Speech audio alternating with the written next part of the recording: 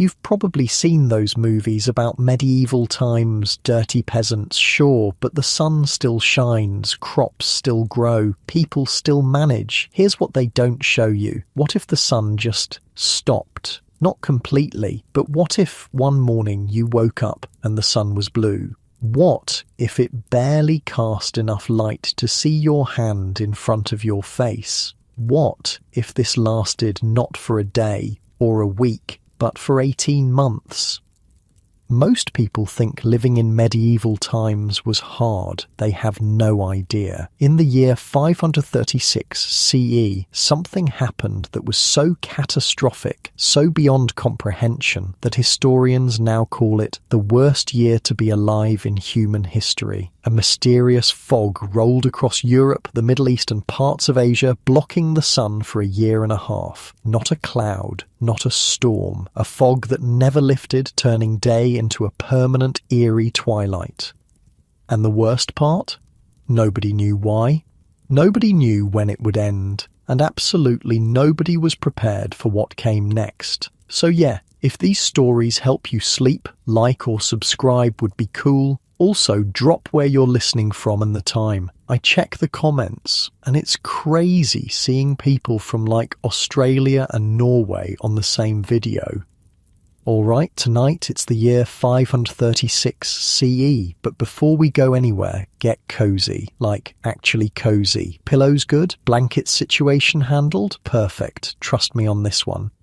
So, congratulations. You just woke up in the Byzantine Empire, March of the year 536. You're lying on a straw mattress, not like your memory foam back home. This thing is basically a sack stuffed with whatever plants your family could gather last autumn. It crinkles when you move, pokes you in weird places, and it's definitely home to a few insects that you've learned to ignore. You can already tell something's wrong. Usually, dawn brings a warm glow through the wooden shutters of your one-room house, but today, it's different. The rooster crowed, but the light hasn't followed. Maybe it's just cloudy. You've seen storms before. Your father is already by the door, peering outside with a confused look on his face. Your mother is stoking the small fire in the center of the room, the smoke escaping through a hole in the thatched roof. "What is it?" your mother asks, noticing your father's expression. He shakes his head. "Come look." You follow them outside, and that's when you see it. The sky is wrong. It's morning, but it looks like late dusk, and the sun, what you can see of it through the haze, is blue. Not yellow, not orange. Blue. And dim, like a full moon rather than the sun. "Is it an eclipse?" you ask. Your father shakes his head again. Eclipses don't last this long, and the sun wouldn't be blue. Your family isn't the only one outside now. The whole village is emerging from their homes, faces turned upward, expressions mixed between awe and terror. Nobody has seen anything like this before. Old Elena, the oldest woman in the village, hobbles forward with her walking stick. She's at least 60, ancient by the standards of your time. She survived famines, wars, and 3 husbands. "It's the end times," she announces dramatically, just like the prophets foretold, darkness upon the land. "Oh, shut up, Elena," your father says, which is pretty bold considering how everyone respects her wisdom. "You said the same thing when that 2-headed calf was born 5 years ago. And have things gotten better since then?" she shoots back. "Emperor raising taxes, Goths and Vandals causing trouble everywhere, and now this." She gestures toward the dim blue sun. "Mark my words." You know your father is worried though, despite his brave face. Your family, like most others in this time, are farmers. You grow barley, some vegetables, keep chickens and a goat. You're utterly dependent on the weather, on the sun. As a child of about 10, your job is to help with the animals and collect eggs. You've already noticed the chickens are confused. They went back into their coop after coming out briefly. Animals can sense when things aren't right. "What does it mean?" you ask your father, tugging at his rough homespun tunic. "I don't know," he admits, which scares you more than anything else. Your father always knows what to do, but we should get to work anyway. The fields won't plough themselves. But even as he says it, you can feel how cold it is. Not winter cold, but certainly not the spring warmth you'd expect in March. Your breath forms small clouds in the air. "It's freezing," your mother says, wrapping her shawl tighter. "How can it be this cold? Yesterday was warm." Your family goes about the morning chores, but everything feels off. The goat is agitated, the chickens won't leave their coop, and there's an eerie quiet over the village. No birds singing. Even the insects seem silent. By midday, or what should be midday, the light hasn't improved. If anything, it's dimmer. The blue sun hangs in the sky like a ghost, providing barely enough light to see clearly. And here's the strangest part. You notice you're not casting a shadow, neither is anyone else. "Look," you say, pointing to the ground. "No shadows." Your father stops his work and stares at the ground. It's true, the sun is so weak that it casts no shadows at all. In your entire life, you've never seen such a thing. Word comes from a traveller passing through that it's the same in Constantinople, the great city about 2 days' journey from your village. The Emperor Justinian himself ordered lanterns lit throughout the palace, even during the day. Some say it's a punishment from God for the emperor's wars. Others whisper it's the work of Persian mages casting spells against the Byzantine Empire. That night, your family gathers close around the fire. It's colder than it should be, and you pile on extra blankets. Your mother has been quieter than usual all day, and now she speaks what's on everyone's mind. What if the sun doesn't come back? What happens to the crops? Your father doesn't answer right away. Finally, he says, "The sun will come back. It has to."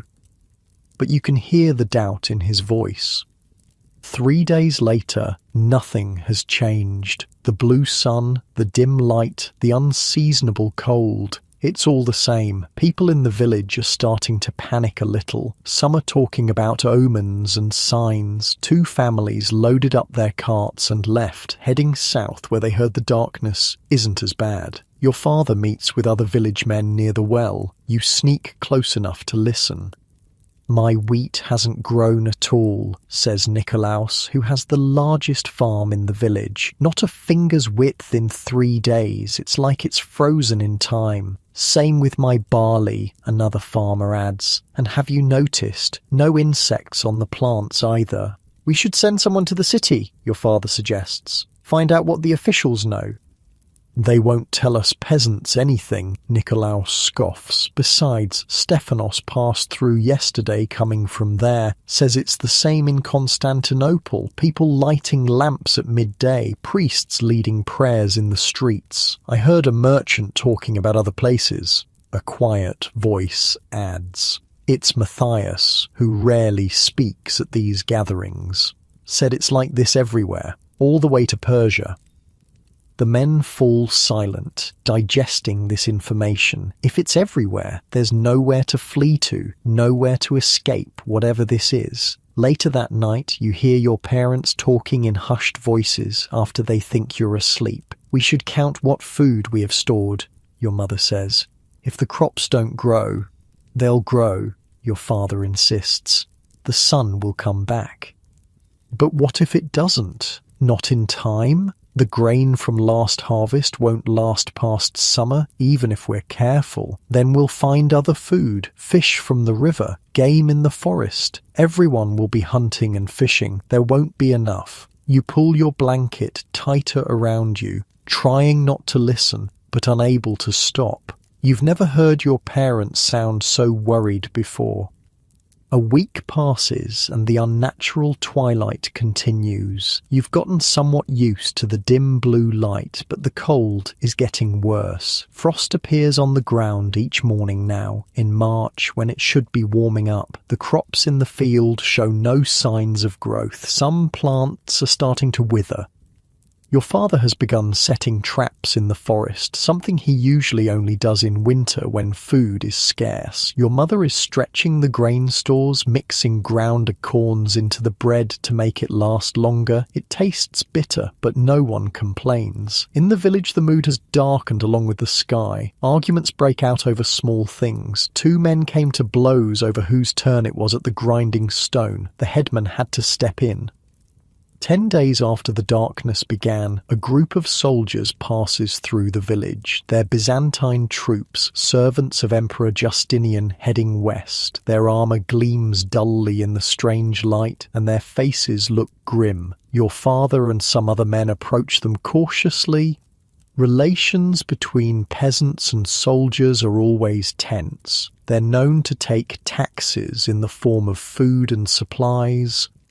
"What news from the capital?" your father asks the leader, a gruff man with a scar running down his cheek. "Same as here," the soldier replies, glancing up at the dim blue sun. "Emperor's got the scholars trying to figure it out. Some say it's ash from a great fire mountain in the north.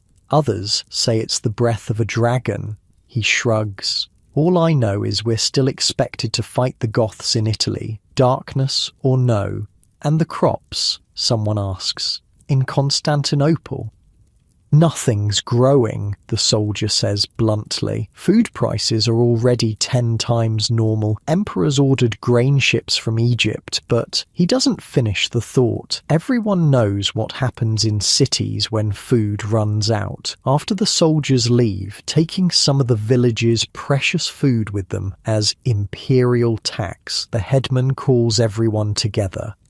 "We need to be smart," he tells the gathered villagers. "If the crops don't grow, we'll need to rely on what we have stored. From now on, we ration everything, and we send parties to the forest daily for anything edible. Mushrooms, berries, game, anything." "What about the city?" someone calls out. "Should we go there?" The headman shakes his head. "Cities will be the first to starve. Better to be here where we at least have land and forest."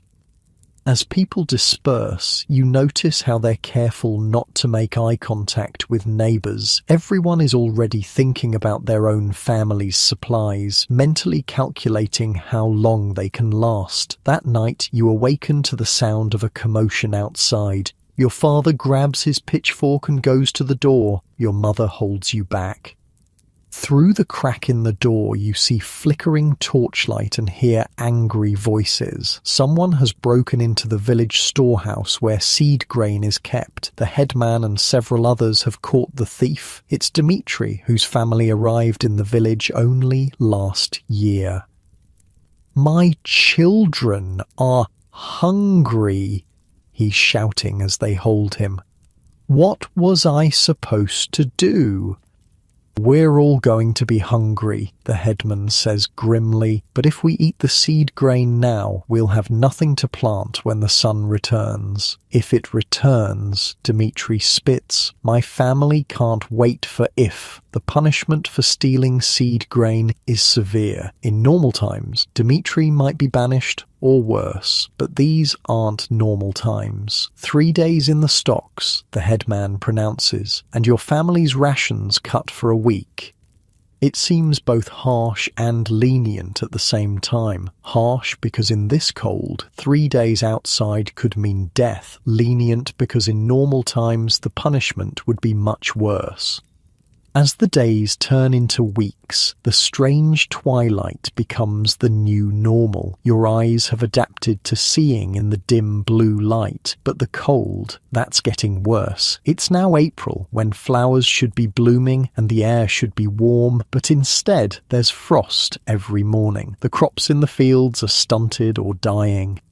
Your family's food stores are running low and you've all lost weight. Your mother has been skipping meals, claiming she's not hungry, but you know she's giving her share to you. The forest has provided some food, mushrooms, early berries, a few rabbits from your father's traps, but not enough. News trickles in from travelers. It's the same everywhere. From Hispania to Persia, the sun is dimmed. Crops are failing. The Byzantine Empire, already stretched thin by Emperor Justinian's wars to reconquer the Western territories, is struggling to feed its people. One morning, about a month after the darkness began, you wake to find your father already gone. Your mother says he's joined a group of men from the village on a hunting expedition deeper into the forest than they usually go. They'll be gone for several days. While he's away, you take on more responsibilities. You check the small vegetable garden daily, willing the plants to grow in the cold twilight. You collect the few eggs the confused chickens still lay. You help your mother search the forest edge for anything edible. On the third day after your father left, you're collecting firewood near the edge of the forest when you hear a sound. Looking up, you see a deer, a young doe, watching you cautiously from between the trees. In normal times, this would be extraordinary luck. Deer usually stay deep in the forest, away from humans. But these aren't normal times. The deer looks thin, its ribs visible even from where you stand. The cold and lack of plant growth is affecting all creatures. You freeze, barely daring to breathe. You have no weapon, nothing to capture this potential feast. The deer stares at you for a long moment, then silently turns and disappears into the forest. When you tell your mother later, she sighs. The animals are struggling too. Everything is. That night, lying on your straw mattress, you stare up at the thatched roof of your home and wonder what will happen next. Will the sun ever return to normal? Will the crops grow again? Or is this the new world, cold, dim, and hungry? Your father returns the next day with the hunting party. They look exhausted and disheartened. Between the 5 of them, they've managed to catch only 1 boar and a few squirrels, hardly worth the 4 days they spent hunting. The forest is empty, your father tells your mother when they think you can't hear. The animals are either hiding or dead, and we weren't the only ones hunting. We saw people from other villages, even some who looked like they'd come from the city. What are we going to do? Your mother asks, fear evident in her voice. Your father is silent for a long moment. We might have to go to Constantinople, he finally says. At least the emperor will have food. He won't let the capital starve, even if the rest of the empire does. The idea of leaving your home is terrifying. You've never been further than the nearby market town. Constantinople is a day's journey away, a place you've only heard about in stories, a great city with walls higher than the tallest trees, with the magnificent Hagia Sophia Church, with more people than you can imagine. But the prospect of food, real food, not just thin soup and bitter acorn bread, is tempting. The next day, the headman calls another village meeting. The news isn't good. The imperial tax collectors are expected soon, and they'll demand their usual share of the village's production, darkness or no. We barely have enough for ourselves, someone protests. How can we give anything to the emperor? We have no choice, the headman says wearily. If we refuse, they'll take it by force and punish us besides. Then what do we do? Your father asks. Wait here to starve? The headman has no answer. No one does. 2 days later, as the unnatural twilight continues into its 6th week, your family makes a decision. Like many others in the village, you'll go to Constantinople. The city will be dangerous, especially now, but staying means certain starvation when winter comes.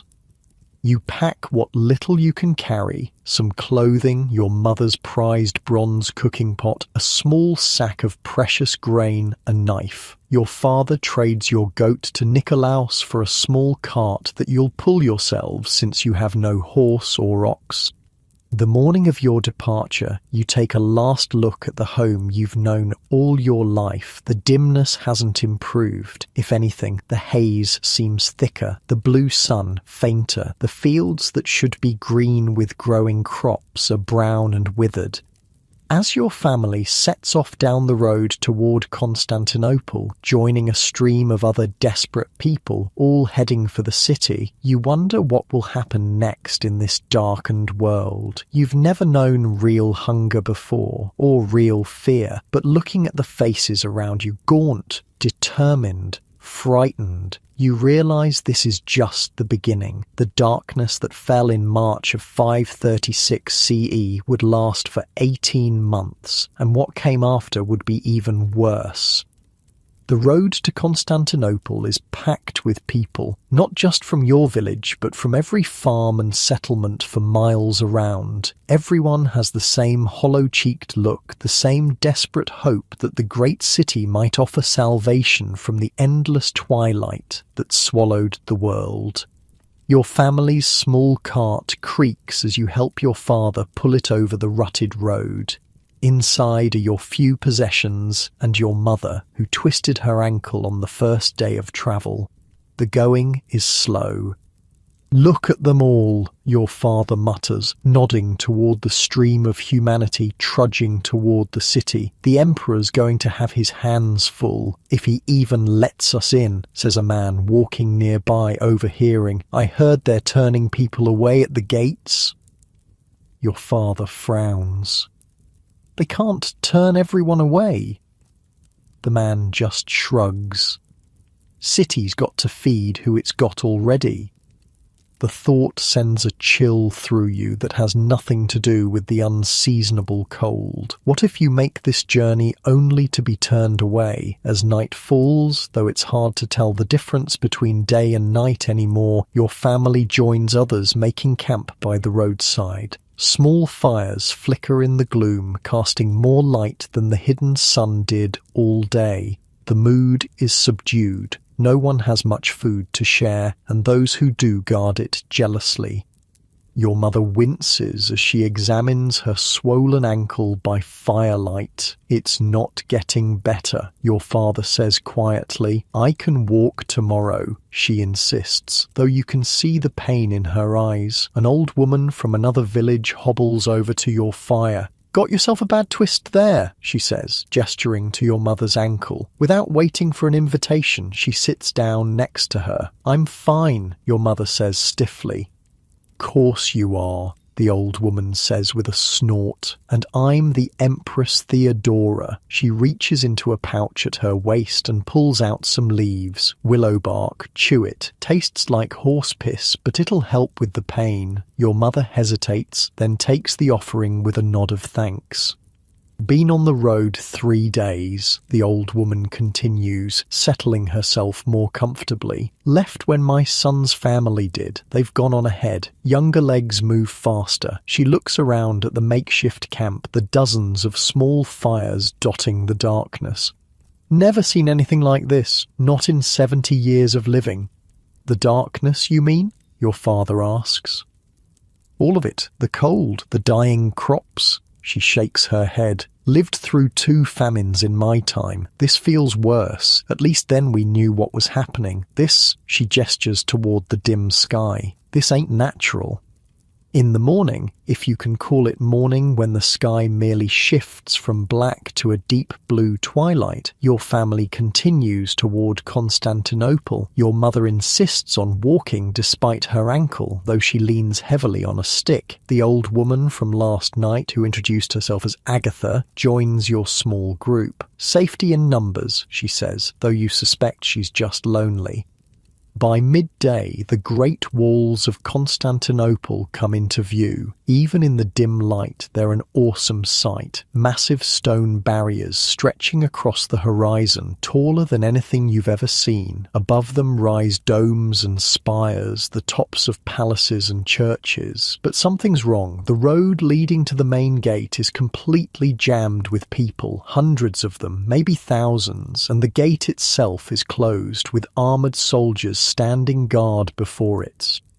That doesn't look good, your father says, stating the obvious. As you get closer, you can hear shouting. The crowd is angry, demanding to be let in. The soldiers keep them back with spears and shields. Citizens of the Empire only, one soldier bellows through a metal helmet. By order of Emperor Justinian, show proof you're registered for the Annona or turn back.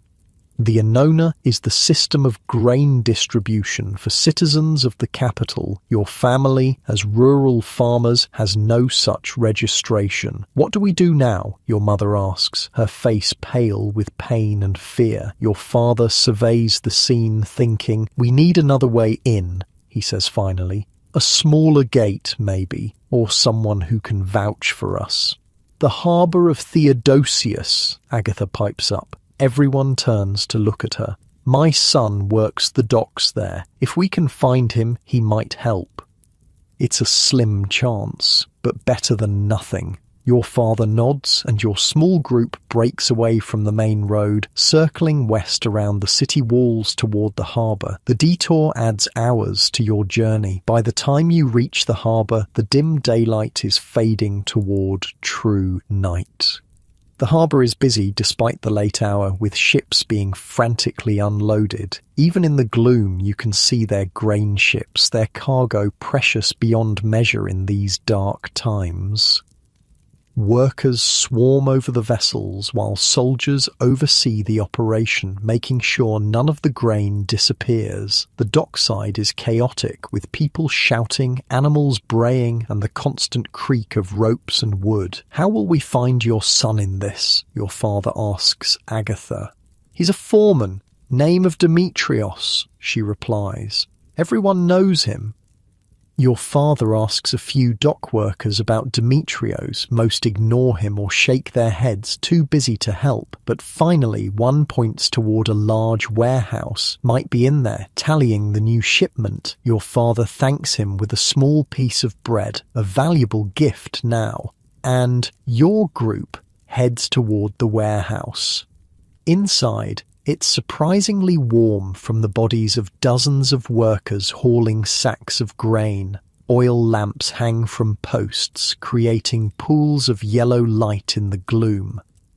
Demetrios, your father calls. We're looking for Demetrios. A burly man with a short beard looks up from a table where he's making marks on a wax tablet. Who's asking? We brought your mother, your father says, gesturing to Agatha. The man's face changes instantly. Mother? He hurries over, embracing the old woman. What are you doing here? I told you to stay in the village. Village is dying, Agatha says simply. Everyone's leaving. Demetrios looks past her at your family, his expression wary. And these people helped me on the road. Good folks. He sighs, running a hand through his hair. Mother, the city is overflowing already. There's barely enough food even with the Emperor's Egyptian shipments. They've closed the gates to anyone without citizen rights. Please, your mother says, stepping forward. We have nowhere else to go. Our crops have failed. Everything's dying in this darkness. Demetrios looks at her, then at you, a child with hungry eyes, and his resolve visibly weakens. I can get you inside the walls, he says finally. Finding you a place to stay and food to eat, that'll be harder. We'll work, your father says quickly. Whatever jobs need doing. I'm strong and I know farming. Demetrios laughs, but there's no humour in it. Farming? In the city? With the sun gone? He shakes his head, but there's always work on the docks. Hard work, mind you, for little pay. Anything, your father says. We just need a chance. That night, your family sleeps in a corner of the warehouse on sacks of grain, the most comfortable bed you've had in weeks, despite the hard lumps. Demetrios brings you a small portion of fish stew, more flavour than you've tasted since the darkness began. Don't tell anyone I gave you this, he warns. Food riots started last week. People are desperate. In the morning, Demetrios leads your family through a small service gate in the walls. He's vouched for you as workers for the harbour, which gets you past the guards, though they look at you suspiciously. And then you're inside Constantinople, the greatest city in the world. Even cloaked in twilight, it takes your breath away. Buildings taller than trees line streets paved with actual stone. People of every description hurry past, not just farmers and labourers like in your village, but men in rich robes, women with painted faces, soldiers in gleaming armour, priests in flowing garments, and the noise after the quiet of your village, the constant din of voices, animals and commerce is overwhelming. But beneath the spectacle, you can see signs of the same fear that drove your family here. The faces of the city dwellers are drawn with hunger. Markets that should be bustling have half-empty stalls. Soldiers patrol everywhere, hands on their weapons. Outside a large building, hundreds of people line up for what you guess is a distribution of food. The emperor ordered the city granaries opened, Demetrios explains, following your gaze. Each citizen gets a ration. Not enough, but something. You're not citizens, so he leaves the implication hanging. We'll find a way, your father says, with more confidence than he probably feels. Demetrios leads you to the harbour district, a maze of narrow streets and crowded tenements near the water. The smell of fish and salt hangs in the air, mingling with less pleasant odours. He stops at a dilapidated building wedged between two warehouses. My friend Sophia runs this boarding house, he says. She might have space in the cellar. It's not much, but it's shelter. The cellar turns out to be little more than a stone room with a dirt floor, already occupied by two other families, but it's dry and safer than the roads outside the city. Your mother nearly weeps with relief when she can finally rest her injured ankle. "How much?" your father asks, already reaching for the small pouch where he keeps your family's few coins. "First week is covered," Demetrios says, "as a favour to my mother. After that, we'll see if I can find you work." Over the next few days, you settle into a new routine. Your father works on the docks from dawn until dusk, loading and unloading ships for a few copper coins and sometimes a portion of fish or damaged grain that would otherwise be thrown away. Your mother, once her ankle heals enough to walk, finds work washing clothes for a wealthy family near the Forum of Constantine.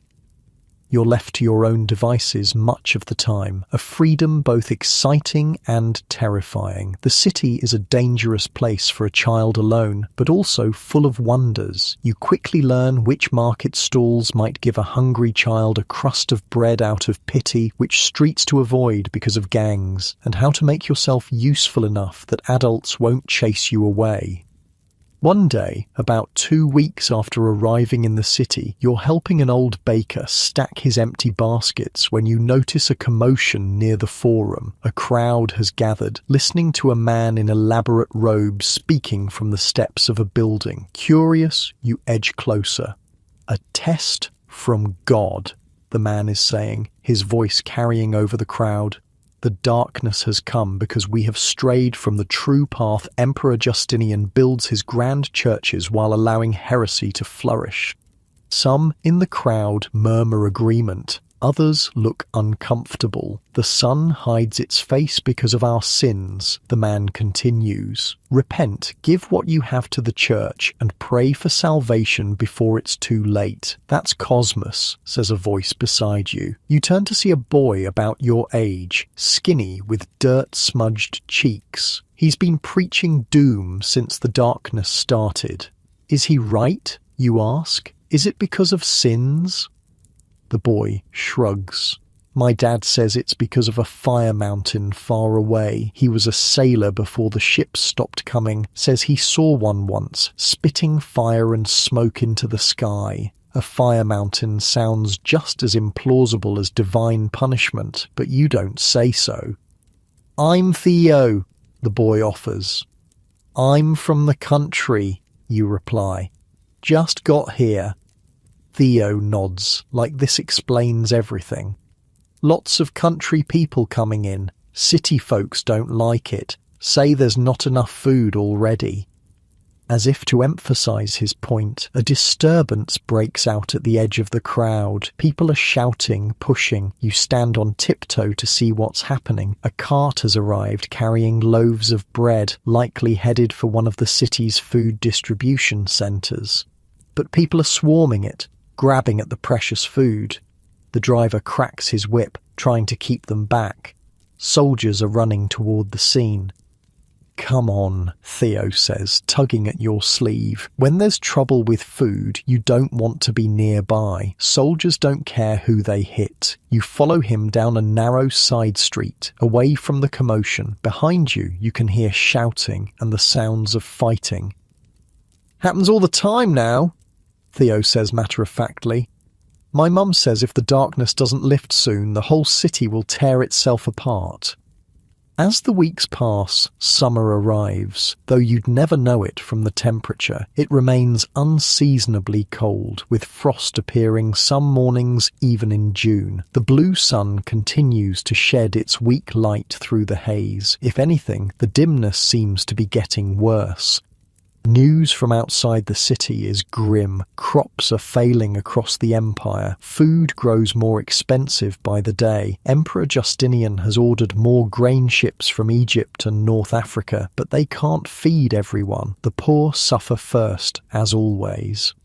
Your family's situation is precarious. The work on the docks is sporadic. Some days your father comes home with pay. Other days there are no ships to unload. Your mother's employers have cut her wages, claiming financial hardship. The small room you share with two other families feels smaller as tensions rise. One evening, your father returns from the docks with a small package wrapped in cloth. His face is tense but excited as he gathers your family in a corner of the cellar, away from the others. "Look," he whispers, unwrapping the bundle to reveal a handful of beans, some withered vegetables, and a small piece of salted fish. "From a ship that came in today, from the south. The captain said the darkness isn't as bad there." "We should go south then," your mother says immediately. Your father shakes his head. No ships taking passengers, and the roads... He doesn't need to finish. You've all heard the rumours about the roads. Bandits, desperate people, entire villages stripped bare by hungry travellers. "We plant these," he says instead, pointing to the beans. "I found a spot near the city wall, a little garden patch someone abandoned." "Plant?" Your mother looks sceptical. "In this darkness, in this cold?" "We have to try," your father insists. "We can't depend on dock work forever." The next day, you help your father in his secret garden, a small plot of earth in the shadow of the massive city walls. The ground is hard, resistant to the crude tools you've fashioned from scrap wood. But your father works with determination, turning the soil, creating neat rows. "Just like home," he says, trying to sound cheerful. "Except for the giant wall blocking what little sun there is." "Will they really grow?" you ask, looking doubtfully at the beans he's carefully placing in the earth. "They might," he says, "if the darkness lifts soon. If not..." He doesn't finish the thought. As you're covering the last of the seeds, a shadow falls over you. Looking up, you see two city guards watching your work with interest. "What's this then?" one asks, his hand resting casually on his sword hilt. "Digging by the city walls?" Your father stands slowly, wiping dirt from his hands. "Just a small garden, sir, trying to grow a few vegetables." The guards exchange looks. "Emperors declared all food production under imperial control," the second guard says. "Private gardens aren't permitted during the emergency." "We're just trying to feed ourselves," your father protests. "We won't take from anyone else." Rules are rules, the first guard says. Then he lowers his voice. Look, I don't like it either, but people are watching. If we let you garden here, everyone will want their own plot. And then what? Fighting over every scrap of dirt in the city? Please, your father says. My family is hungry. The guards look uncomfortable. Finally, the second one sighs. We didn't see anything today, but don't come back here. Find somewhere less obvious. Inside the buildings, maybe. Some folks are growing things on rooftops. Your father nods gratefully, and you quickly gather your makeshift tools. As you walk back towards your cellar home, your father is quiet, thinking. We'll find another spot, he eventually says. Somewhere hidden. But you both know the truth. There are few secrets in a crowded city full of hungry people. And as the unnatural winter stretches into what should be summer, with no sign of the sun returning, the chances of growing anything at all seem slimmer by the day. That night, as your family huddles together for warmth in the cellar, you hear people in the street outside shouting about a new proclamation from the emperor. The darkness the imperial heralds announce is caused by a great ash cloud from a volcano in the distant north. The scholars predict it will lift eventually, though none can say when. At least we know what it is now, your mother whispers in the darkness. Knowing doesn't fill our bellies, your father replies. In the morning, you wake to find a dusting of ash on the ground outside, grey flakes drifting down from the murky sky. People walk with cloths over their mouths, eyes squinting against the irritation. The air tastes bitter. See, the emperor was right, Theo says when you meet him later. He's become your friend and guide to city life. Fire Mountain, just like my dad said. When will it end, you ask? Theo shrugs. When the mountain stops spitting fire, I guess, or when the wind changes. Neither seems likely to happen soon. As June turns to July with no improvement in the darkness, the situation in Constantinople grows more desperate. Food riots become common. The emperor increases the soldiers patrolling the streets, but even they look hungry and on edge. Your father has found work helping to build new granaries. The emperor is preparing for a long crisis. The pay is better than the docks, but the work is harder. He comes home each night exhausted, his hands raw. Your mother has taken to standing in the citizens' food line despite not having the proper tokens, hoping the distributors will take pity or be too busy to check. Sometimes it works, often it doesn't. In your cellar home, one of the other families has left, or perhaps died. No one seems to know for sure. Their space is quickly taken by newcomers, a young couple with a baby that cries constantly from hunger.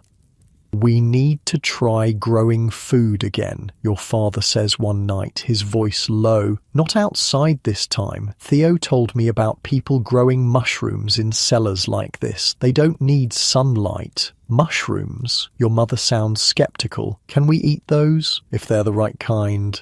Better than starving. The next day, your father trades his good knife, one of the last valuable things you own, for a sack of mushroom spores and instructions on how to grow them. He sets up a small bed of damp straw in the darkest corner of the cellar, carefully mixing in the spores. Now we wait, he says. If we're lucky, we'll have food in a few weeks. If you can survive that long, you think but don't say. The mushroom experiment gives your family something to hope for, a project to focus on beyond the daily struggle for food. Each day, your father carefully tends the growing medium, keeping it moist but not too wet. Meanwhile, the unnatural winter continues. The brief summer that Constantinople should be enjoying never arrives. The blue sun hangs in the sky like a dim, sickly eye, providing barely enough light to see by. Frost appears on the ground even in July, killing any plants hardy enough to have survived this long. One morning, about a week after starting the mushroom bed, you wake to find your mother shaking with fever. Her skin burns to the touch. Her eyes are glassy and unfocused. Get water, your father tells you, his face tight with fear, and find Agatha. She knows about herbs. You run through the streets, searching for the old woman who travelled with you to the city. You finally find her in a small courtyard near the docks, sorting through piles of dried plants with several other old women. "My mother's sick," you gasp. "Fever. Please help." Agatha's rheumy eyes sharpen with concern. "Take me to her." When you return to the cellar, your father is cradling your mother's head, trying to get her to drink water. She seems worse than when you left, her breathing shallow and rapid. Agatha kneels beside her, feeling her forehead, checking her pulse, looking into her eyes. "How long has she been like this?" she asks. "She was tired last night," your father says. "This morning, the fever came on suddenly." Agatha's face is grim. There's sickness spreading in the city, the darkness, the cold, the hunger. People's bodies can't fight off disease. "Can you help her?" your father asks, his voice breaking. "I'll try," Agatha says. She opens her pouch of herbs, selecting several varieties. "Boil water if you can. We'll make a tea." For the next few days, your mother hovers between life and death. The fever rages, then breaks, then returns. Agatha's herbal remedies seem to help a little, but without proper food and warmth, recovery is difficult. Your father stops going to work, staying by your mother's side. The loss of income means even less food, but there's no choice. You take over the job of finding sustenance, joining the crowds of children who scavenge the city for anything edible, dropped grain, discarded fish heads, even rats, if you can catch them. On the 5th day of your mother's illness, you return to the cellar to find your father smiling for the first time in weeks. "The fever's broken," he says. "And look." He points to the mushroom bed in the corner. Tiny white growths are pushing up through the straw. "Life finds a way," Agatha says, nodding approvingly, "even in darkness. It feels like the first good omen in months. Your mother's fever is gone, though she remains weak. The mushrooms are growing, promising food in the near future. Perhaps things are finally turning around." But that night, as your family sleeps, shouts and screams erupt in the street outside. Your father jerks awake, motioning for you to stay put as he creeps to the cellar door. "What is it?" your mother whispers, her voice frail. Before he can answer, the door bursts open. Demetrios stands there, his face streaked with soot, a sword in his hand. "Get up," he says urgently. "All of you, the city's burning."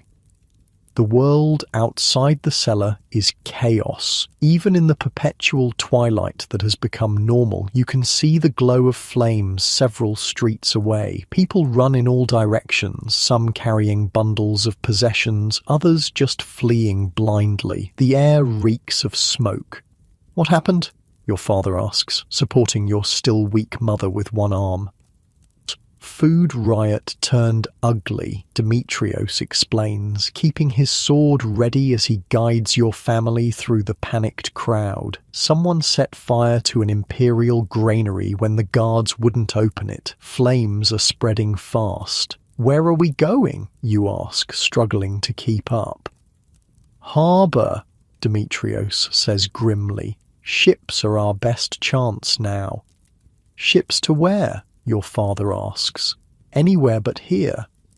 You look back at the cellar that's been your home these past weeks. Poor shelter though it was, the mushrooms that were just beginning to grow, everything you're leaving behind, but there's no time for sentiment. The fire is spreading, and the narrow streets of the harbour district will channel it right toward you.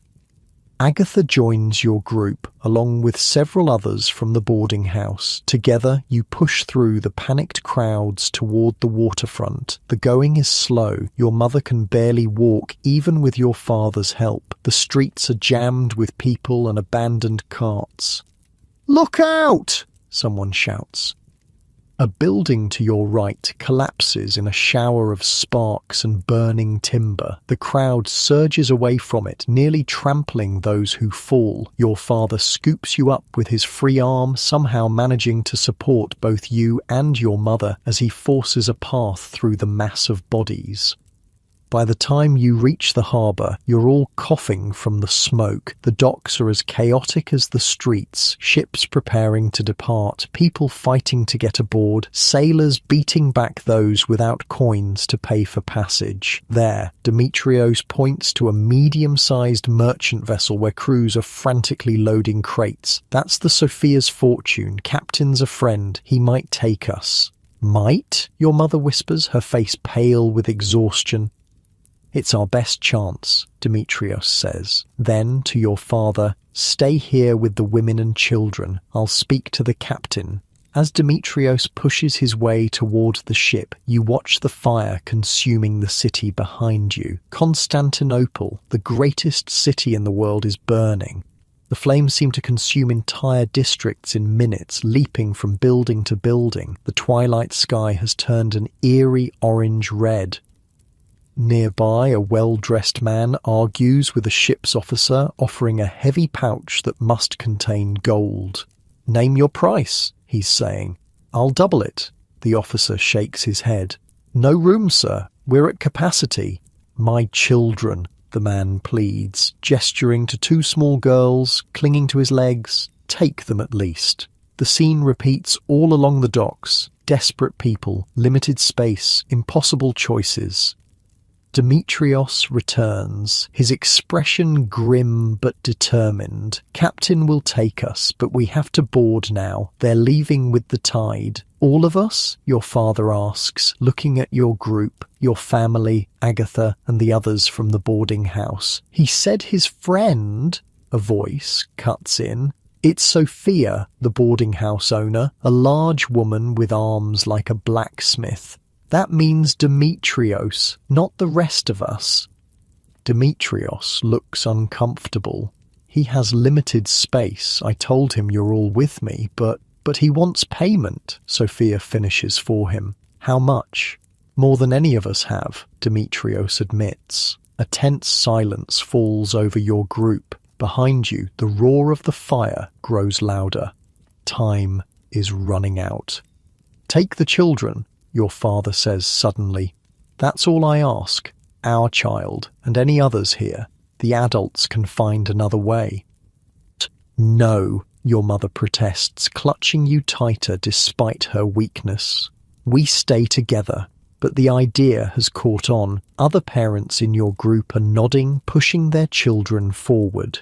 "Please," your father says to Demetrios, "whatever coin we have, whatever valuables, it's all yours if you can get the children on that ship." Demetrios looks torn, glancing from the desperate parents to the waiting ship. Finally, he nods. "I'll try," he says. "Gather whatever you can offer, quickly." The next few minutes are a blur. Parents frantically searching their bundles for anything of value. Children crying, not wanting to be separated. Your own parents arguing in hushed, urgent tones. "I won't leave you," you insist when your father kneels before you. "Listen to me," he says, gripping your shoulders. "The fire is coming. The city may not survive. This ship is your best chance." Then you come too. "There's not enough room, not enough money." His voice breaks. "Your mother and I will find another way out. Another ship. We'll find you again, I promise." Before you can protest further, Demetrios returns. "Captain says he'll take 6 children, no more. We need to decide now." The adults in your group look at each other, a terrible understanding passing between them. There are 12 children among you. How do they choose? The youngest, Agatha says firmly, the smallest ones who have the most life ahead of them. No one argues. The calculation is cruel but necessary. You're not among the 6 youngest. At 10 years old, you're somewhere in the middle. Your parents realize this at the same moment you do. Wait, your father says desperately to Demetrios. What about you? Are you boarding? I have to, Demetrios says. I paid my passage weeks ago when the ships first started leaving. Take my child in your place, your father pleads. I'll pay whatever I have. Demetrios hesitates, looking from your father's face to yours. Behind you, the fire has reached the edge of the harbour district. The heat is palpable now, smoke thickening the already dim air.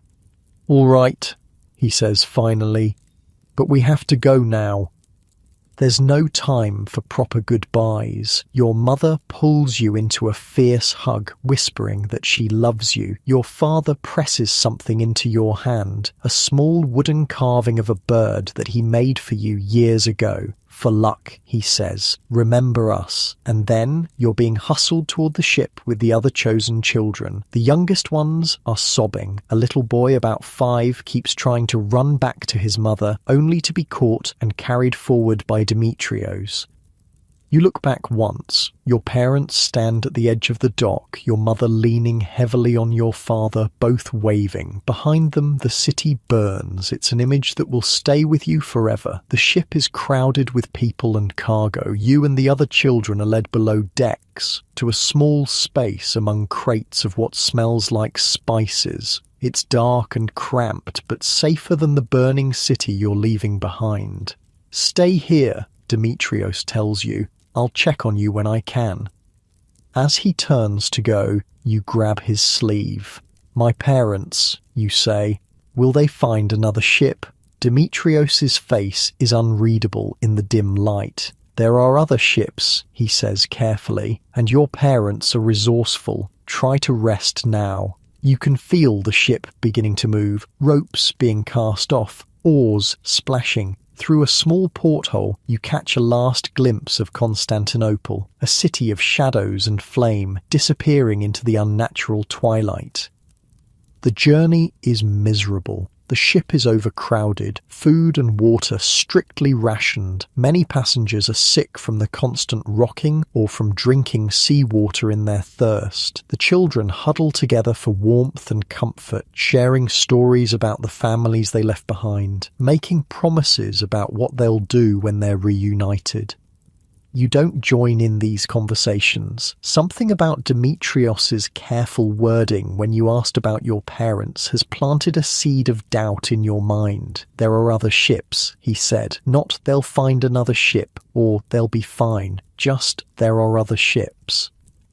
On the 3rd day at sea, you corner Demetrios when he brings your group's daily ration of water and hard biscuits. Tell me the truth, you demand, about my parents, about the others we left behind. Demetrios sighs, setting down the water jug. What do you want me to say? That they surely found passage on another vessel? That they definitely escaped the fire? I don't know these things. But you think they didn't, you press. He looks at you for a long moment, then sits down on a crate across from you. Listen, he says quietly. The harbour was in chaos. The fire was spreading. Most ships were already full or leaving in panic. Could your parents have found passage? Yes. Was it likely? No. He runs a hand through his hair. I'm sorry. That's the truth. The words hit you like a physical blow. You've been holding on to hope, telling yourself that your family would be reunited soon. Now that hope feels foolish. Why did you take me instead of yourself? You ask. Because I saw something in your father's eyes, Demetrios says simply. The same thing I saw in my own father's eyes years ago when he put me on a ship during the Persian Wars. The look of a parent who will do anything to save their child. He pauses. I couldn't refuse that. You're silent for a long moment, processing this. Where are we going? You finally ask. just Sicily, Demetrios says. It's part of the empire, but far from Constantinople. The captain has trading contacts there, and they say the darkness isn't as bad in the west. That night, alone in your corner of the hold, you cry silently for your parents, for your village, for everything you've lost to the darkness and chaos. You clutch the wooden bird your father gave you, your last connection to your old life. By the time dawn breaks, though in this strange time of darkness, dawn is just a subtle lightening of the gloom, you've cried yourself out. Something has changed inside you. The child who left that Byzantine village months ago is gone. In their place is someone harder, someone who understands that survival sometimes means terrible loss. The voyage to Sicily takes nearly 2 weeks. The weather is unpredictable, storms that seem to come from nowhere, sudden drops in temperature, periods of complete calm when the oarsmen strain to move the heavily laden ship. Through it all, the sky remains dim, the sun a pale blue disk, barely visible through the haze. You learn that Sicily is an island, once part of the Western Roman Empire, now reclaimed by Emperor Justinian's generals as part of his grand plan to restore Rome's ancient glory. The captain chose it because it's fertile farmland, less dependent on grain imports than Constantinople. If anywhere might have food during this crisis, it's Sicily. When you finally sight land, a dark smudge on the horizon that gradually resolves into mountains and coastline, the mood on the ship lifts. People who have barely spoken for days suddenly find their voices, pointing out landmarks, making plans. We'll dock at Syracuse, Demetrios tells you and the other children. It's a good-sized city. We can find work there, shelter. What kind of work can children do? Asks a girl about your age. All kinds, Demetrios says, not unkindly. This isn't Constantinople, with its strict guilds and regulations. It's a frontier now. Everyone works. The harbour at Syracuse is smaller than Constantinople's, but busy nonetheless. Ships crowd the docks, loading and unloading cargo. You notice immediately that while the sky is still dimmer than normal, the darkness here isn't as oppressive as it was in the east. The air feels warmer too. As your ship docks, officials come aboard to inspect the cargo and passengers. There's some argument between them and the captain. Raised voices, gesturing at the crowded deck. Demetrios looks worried. What's happening? You ask him. They're saying the city is full, he explains. Too many refugees already from the eastern provinces. They don't want to accept more. Fear grips you. After everything you've been through, will you be turned away again?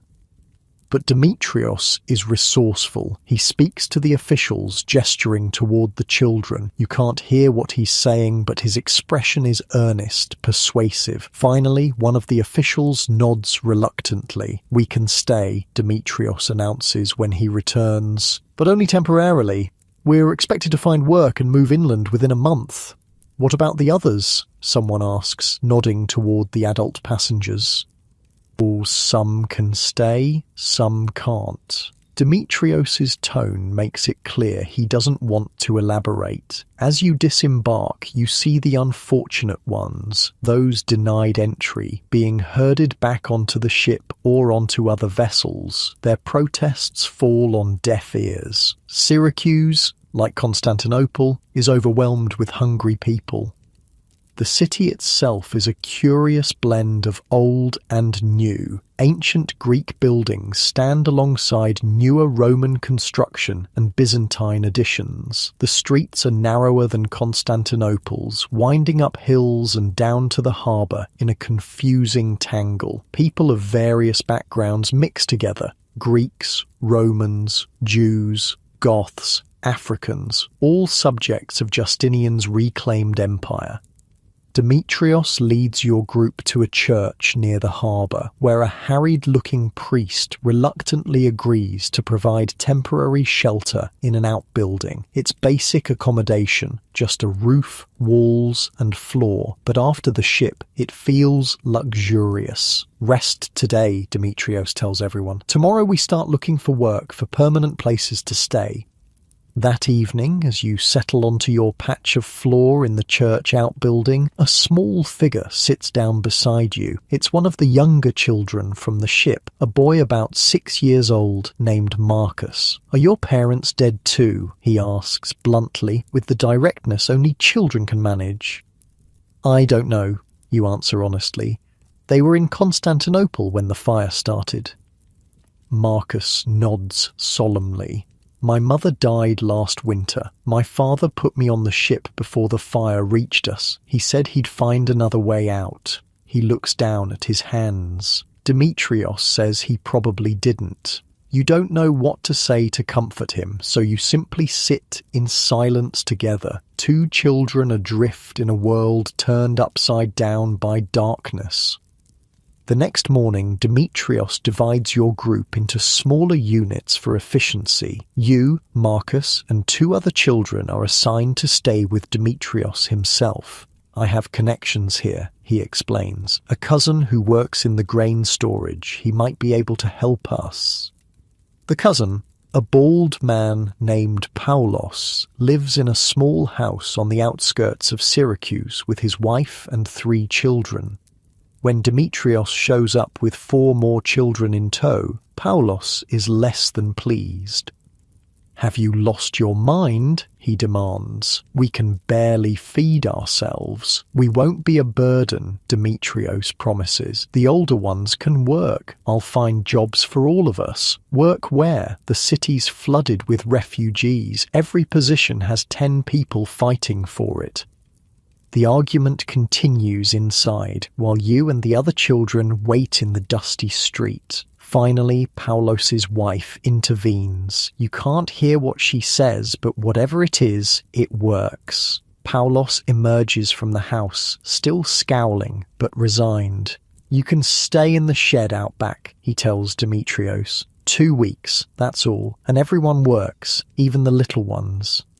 True to his word, Paulos finds work for all of you. You and the oldest girl, Lucia, are assigned to help at the grain warehouse where Paulos works, sweeping floors and running errands. Marcus and the other young boy, Titus, stay with Paulos's wife, helping tend the garden and chickens.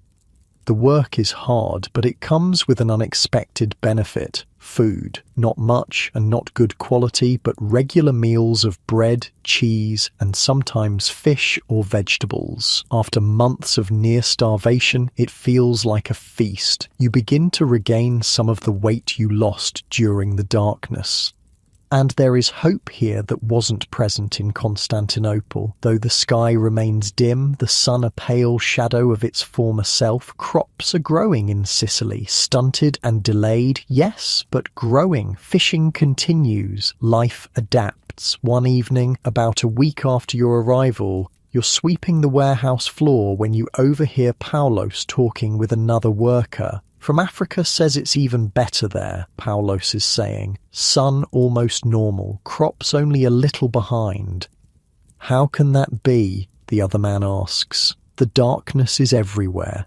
"Not equally. Worst in the east and north, better in the south and west. Something to do with wind patterns, they say. You think about this as you work. If the darkness is less severe in Africa, might it be possible that Constantinople will recover too?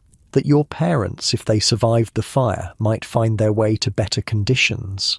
That night, you ask Demetrios about it.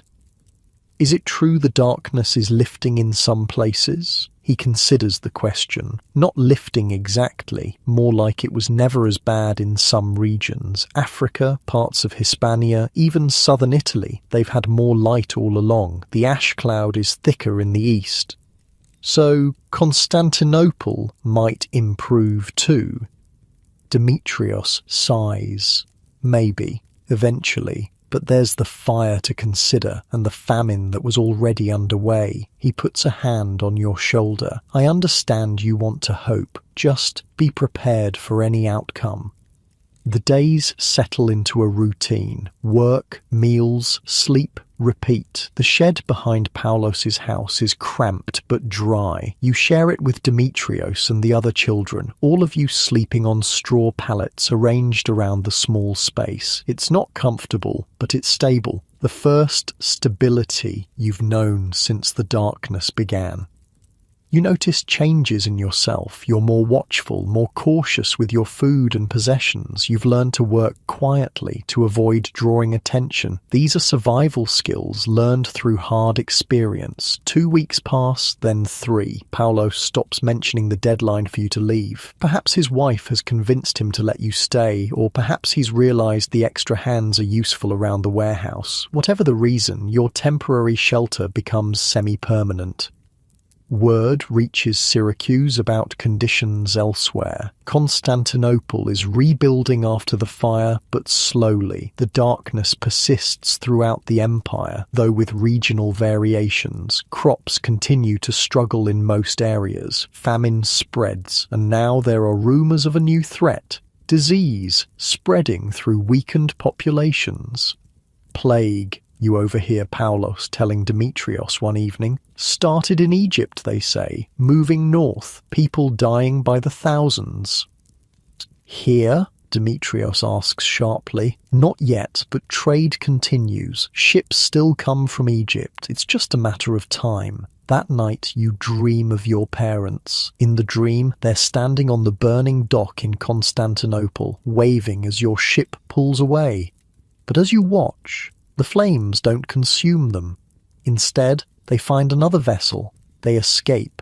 They're searching for you, even now. You wake with tears on your face, the wooden bird clutched tightly in your hand. Weeks turn into months. Summer, such as it is in this darkened world, gives way to autumn. The blue sun remains dim, but there are days when it seems a little brighter, when the haze thins somewhat. On these days, spirits lift throughout Syracuse. People venture outdoors more. Markets bustle. Children play in streets that normally remain quiet. You've grown closer to the other children in your group, especially Marcus. His resilience amazes you. Despite losing his parents and his home, he finds reasons to smile, to laugh, to play like the child he is. You find yourself looking after him, becoming the big sibling he needs. Demetrios notices this. You're good with him, he comments one evening as you help Marcus mend a torn tunic. He needs someone, you say simply. As do you, Demetrios points out. We all do. The conversation turns to the future, something you've avoided thinking about too much. But with winter approaching, plans must be made. Paulos has been generous, Demetrios says, but this arrangement was never meant to be permanent. The shed will be too cold in winter. Where will we go? You ask, feeling the familiar fear of displacement rising again. I've been talking with some people. There's work in the countryside, farms that need hands. They provide housing. It's hard work, but steady. All of us together? Demetrios hesitates. Possibly not. Different farms need different workers. The younger children might do better in the city, with families looking for household help. The thought of separating from Marcus and the others after everything you've been through is painful. You've become a makeshift family bound by shared trauma and survival. I want to stay with Marcus, you say firmly. Demetrios nods, unsurprised. I thought you might say that. I'll see what I can arrange. True to his word, Demetrios finds a placement that will accept both you and Marcus, a medium-sized farm about a day's journey inland. The owner, a widow named Helena, needs workers to replace those who fled when the darkness began. She can't pay much, Demetrios explains, but there's housing and food, and she's willing to take both of you.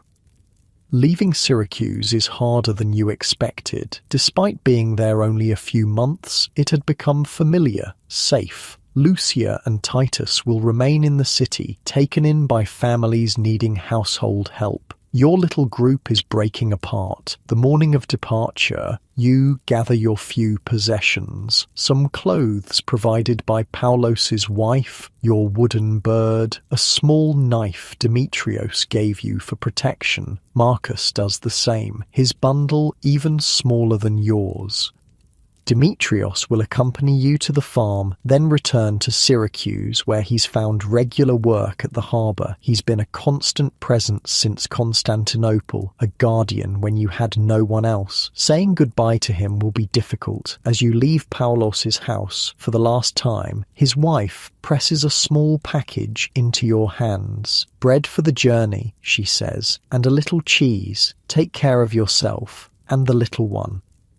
The road inland is better maintained than you expected, a remnant of Roman engineering kept up by Justinian's administrators. Other travellers share the path, merchants with carts, soldiers on patrol, farmers bringing goods to market. Everyone looks thin, everyone moves with purpose. There's no room for idleness in this dimmed world.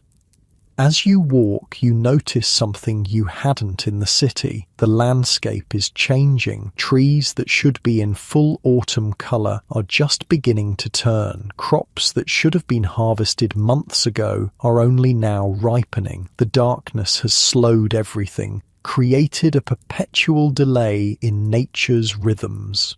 "Will it ever go back to normal?" Marcus asks, noticing the same thing. "The old people say it will," Demetrios answers. "There have been dark years before, though none this long. The sun always returns eventually. By midday, you can see your destination in the distance, a cluster of buildings nestled in a small valley surrounded by fields. Smoke rises from several chimneys. Even from here, you can see workers in the fields, harvesting whatever crops have managed to grow in the dim light. That's Helena's farm, Demetrios confirms, larger than most in these parts. She inherited it from her husband, who got it from his father, old Roman family that stayed when others fled to Constantinople centuries ago. As you get closer, you can see the farm in more detail. The main house is stone, 2 stories tall. Around it cluster smaller buildings, barns, sheds, quarters for workers. The fields are extensive, growing what looks like wheat, olives and vegetables. Sheep graze on a hillside. It's a substantial operation.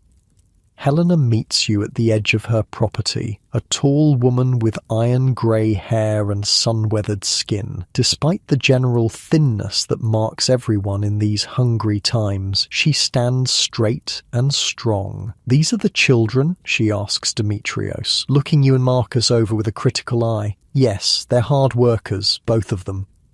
Helena nods, apparently satisfied with what she sees. "They'll need to be. There's no place for idleness here." Her tone is firm, but not unkind. "Come, I'll show you where you'll stay." The worker housing is basic but solid. A long building divided into small rooms, each with a straw mattress, a shelf for possessions, a small fireplace for cooking and heat. You and Marcus will share one of these rooms. "Meals are communal," Helena explains, leading you through the farm. "Everyone works, everyone eats. Work begins at first light, ends at dusk. Rest days are every 7th day, unless there's urgent harvest work. It's a strict regime, but fair, and after months of uncertainty, the clarity of expectations is almost a relief." That evening, as you and Marcus settle into your new quarters, Demetrios prepares to leave. He'll stay the night at the farm, then head back to Syracuse in the morning. "You'll be all right here," he tells you, helping start a small fire in your fireplace. Helena runs a tight operation, but she's known to be fair. The work is hard, but honest. "Thank you," you say, suddenly awkward, "for everything, for taking me instead of yourself on the ship, for keeping us safe." Demetrios looks embarrassed. "I did what anyone would do." But you both know that's not true. In a world turned dark and desperate, many people think only of themselves. Demetrios chose differently. If you hesitate, then push on. If you ever hear anything about Constantinople, about survivors from the fire, my parents, I'll send word immediately, he promises. Ships still come from the east. News travels even in these times. In the morning, you watch from the edge of the fields as Demetrios disappears down the road towards Syracuse. Your last connection to your old life, to Constantinople, to the parents you lost. Now it's just you and Marcus, starting yet another new chapter in this darkened world. As you turn back toward the farm, toward the work waiting for you, you feel the weight of the wooden bird in your pocket. You touch it briefly, a talisman of hope and memory, then square your shoulders and move forward. The darkness may continue, but so do you, while you adjust to farm life in Sicily, far across the sea in Constantinople. Emperor Justinian paces the marble floors of his palace. Oil lamps burn day and night, their golden light a poor substitute for the sun that's been hidden for months now. The emperor's purple robes, woven with gold thread, seem dull in the artificial light. More reports of famine, your majesty, says a court official, bowing low. Thrace, Macedonia, northern Anatolia, all requesting grain shipments. Justinian stops his pacing, a tall, imposing figure despite the strain evident on his face. The problems of empire weigh heavily on him, the reconquest of the Western territories, the ongoing Persian threat, the religious disputes within Christianity, and now this darkness, this endless winter. What do our Egyptian provinces report? He asks. Better conditions, your majesty. The darkness is less there, crops reduced but not failed entirely. And the grain shipments? The official hesitates. Pirates, your majesty, taking advantage of the chaos. 3 ships lost last week alone. Justinian closes his eyes briefly, mastering his frustration. Double the naval patrols. I want those shipments protected at all costs. Yes, your majesty, but the cost will be paid, Justinian interrupts firmly. My people will not starve while I sit in a palace. See to it. As the official bows and backs away, Justinian turns to the window. Outside, what should be a bright spring morning in Constantinople is instead a murky twilight. The great city is still recovering from the fire that swept through it months ago. Rebuilding happens slowly in this dimmed world, with materials scarce and workers weakened by hunger. His wife, the Empress Theodora, joins him at the window. Once an actress and courtesan, now she's his most trusted advisor, known for her intelligence and determination. More bad news? She asks, though she already knows the answer. Always, Justinian sighs. The darkness persists. The people suffer, and our enemies circle, waiting for weakness. Theodora takes his hand, a rare gesture of affection rarely witnessed by others. The empire has survived worse. We will endure. Will we? For a moment, the emperor's doubt shows through his usual confident facade. My generals write from Italy that the Goths are regrouping, taking advantage of our distraction. The Slavs push at our northern borders. The Persians watch our eastern provinces with hungry eyes. All the more reason to show strength, Theodora says firmly. Continue the reconquest. Secure our borders. Show the world that not even this darkness can stop Byzantium. Justinian nods slowly. You're right, of course. As always. He straightens. Imperial resolve returning. Double the Italian expedition's supplies. Send word to Belisarius that he's to press forward with the campaign against the Goths. As Theodora leaves to convey these orders, Justinian returns to the window, gazing out at his darkened capital. Let there be light, he murmurs, an emperor's prayer to a silent heaven. Back in Sicily, your days take on a steady rhythm. Up before the dim dawn, working in Helena's fields until dusk, then a simple meal before collapsing into exhausted sleep. It's hard work, but there's a certain comfort in the routine, in knowing exactly what each day will bring.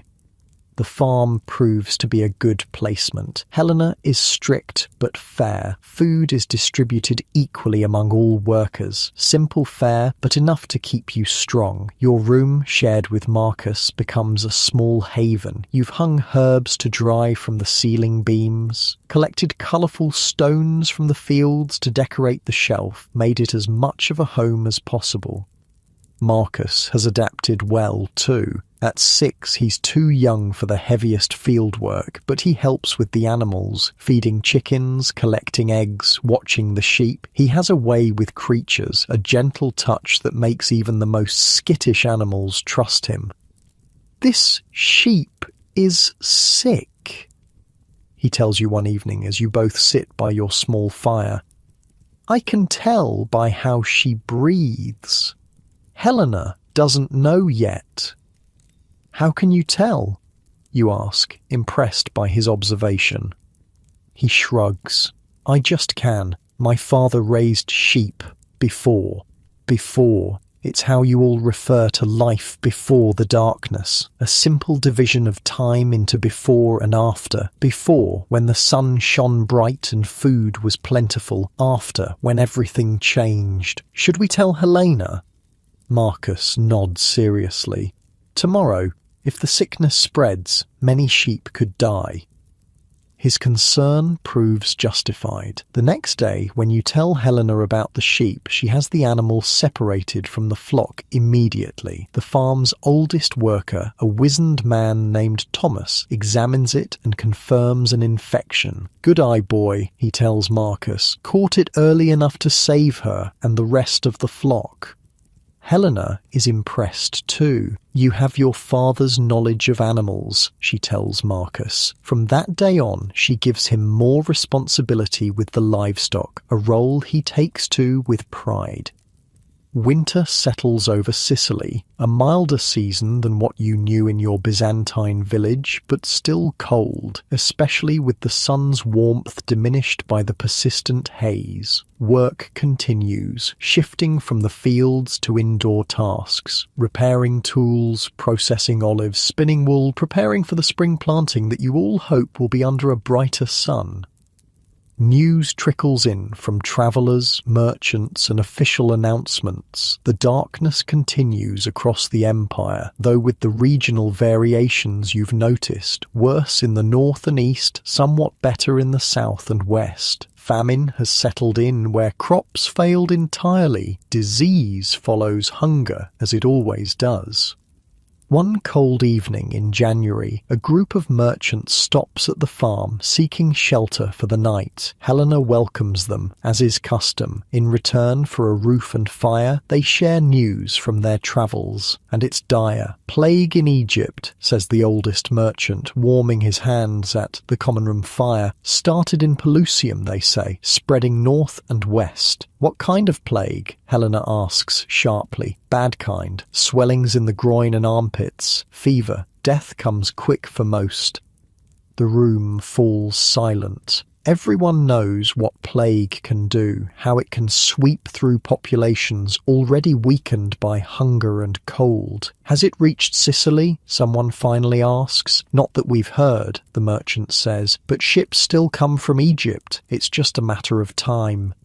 That night, you have trouble sleeping. You've already survived so much. The initial darkness, the flight from your village, the fire in Constantinople, the dangerous sea journey. Now plague threatens. Will the challenges never end? Marcus, sensing your restlessness, speaks from his bed across the small room. "Are you scared?" he asks. "A little," you admit. There's no point lying to him. He's young, but he's seen enough to recognize fear. "Well, me too," he says simply. Then, after a pause, "But we're together, that helps." His words, so simple and true, comfort you more than he could know. You are together. You've become family to each other, bound by shared survival. Whatever comes next, you'll face it together. As winter deepens, Helena takes stock of the farm's supplies, carefully calculating how long they'll last if spring planting is delayed by the continuing darkness. You're included in these discussions, having proven yourself responsible and quick thinking over the months. "We're better off than most," Helena concludes, reviewing the figures. "The southern exposure of our fields meant we got at least some harvest, and the sheep provide wool and milk when crops fail." "What about the nearby villages?" you ask, thinking of the hungry people you've seen on the roads. Helena's expression turns grim. Not as fortunate. The imperial officials requisition what little they produce for the army. Justinian's wars continue, darkness or no. This surprises you. The emperor is still fighting. Even now. Especially now, Helena says. He sees it as more important than ever to reunite the old Roman lands, to strengthen the empire against this crisis. You think about this, trying to imagine the emperor's perspective. Is he right to continue his campaigns, or should he focus all resources on helping his people survive the darkness? It's not a simple question. Later, working in the olive grove, you discuss it with Thomas, the old farmhand who has become something of a mentor to you. "The emperor has his reasons," Thomas says, his gnarled hands skilled at pruning despite his age. He sees beyond this darkness to the empire that will emerge when the sun returns. "If it returns," you say, voicing the doubt that everyone feels but few speak aloud. Thomas pauses, looking up at the dim blue disk barely visible through the haze. "It will. I've lived long enough to know that nothing lasts forever. Not empires, not darkness, not even life itself." He returns to his pruning. The sun will shine bright again. Whether we're here to see it, that's another matter. His words stay with you, both ominous and oddly comforting. The sun will return. The question is surviving until it does. February brings a surprise, a letter delivered by an imperial courier who stops at the farm while travelling between Syracuse and other outposts. It's for you from Demetrios in Syracuse. Your hands shake slightly as you unroll the parchment. News from the outside world is rare enough. News addressed specifically to you is unprecedented. The letter is brief but momentous. A ship arrived from Constantinople. Among the passengers, a man and woman who might be your parents. They describe a child matching you. They're searching villages around Syracuse. If possible, come to the city. If not, send word and I'll bring them to you. Demetrios. You read it twice, 3 times, hardly daring to believe. Could your parents have survived the fire after all? Found passage on another ship, made their way to Sicily in search of you? "What is it?" Marcus asks, seeing your expression.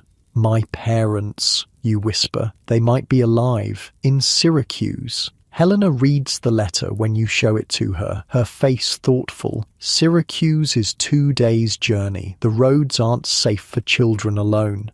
"I have to go," you insist. "They're my parents."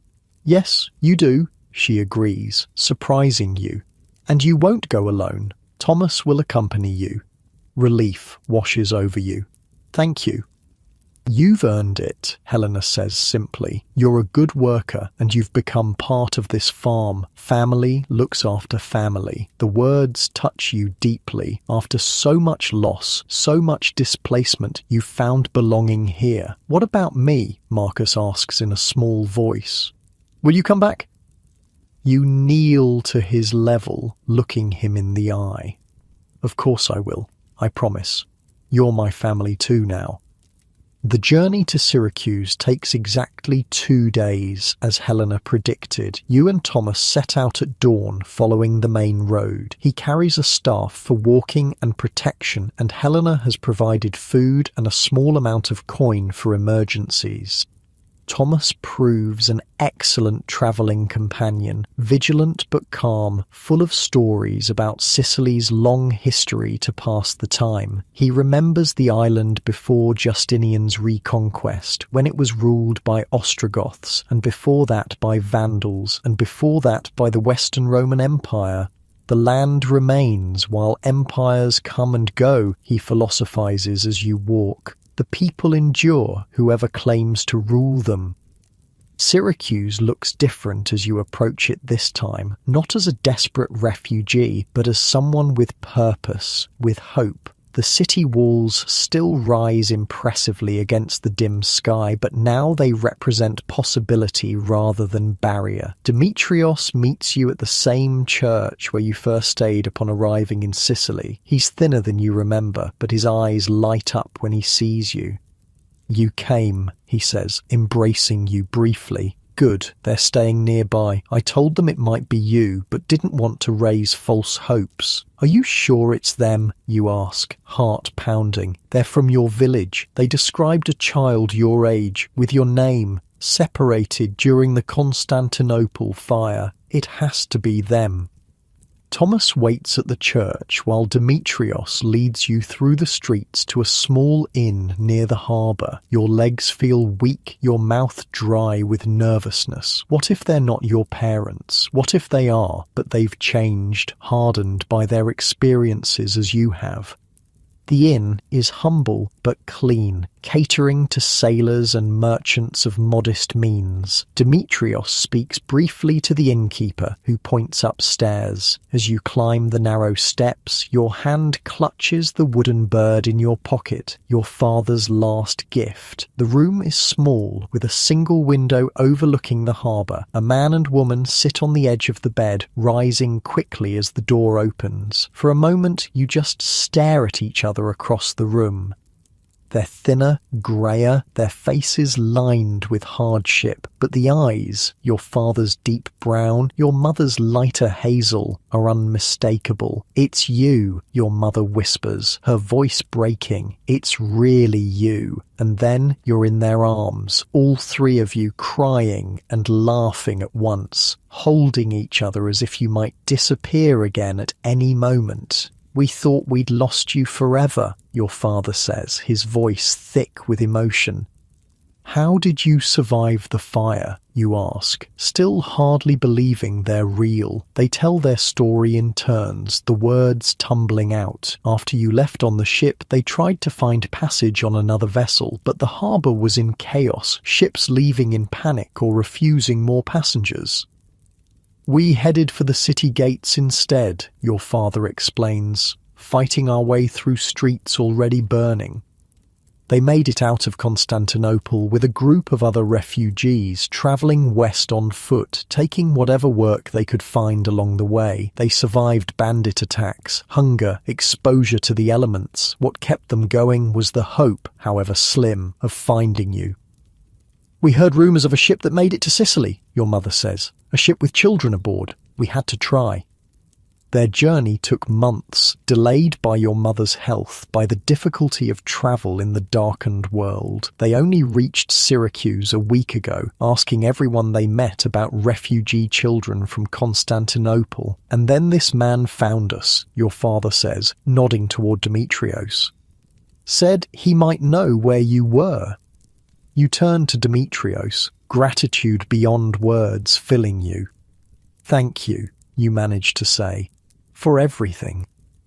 He just shrugs, looking embarrassed. Anyone would have done the same. But again, you all know that's not true. In a world of darkness and desperation, his consistent kindness shines like a beacon. That night you stay at the inn with your parents, catching up on the months you've been separated. You tell them about the farm, about Helena, about Marcus, who's become like a brother to you. They tell you more about their journey, the people who helped them, the obstacles they overcame.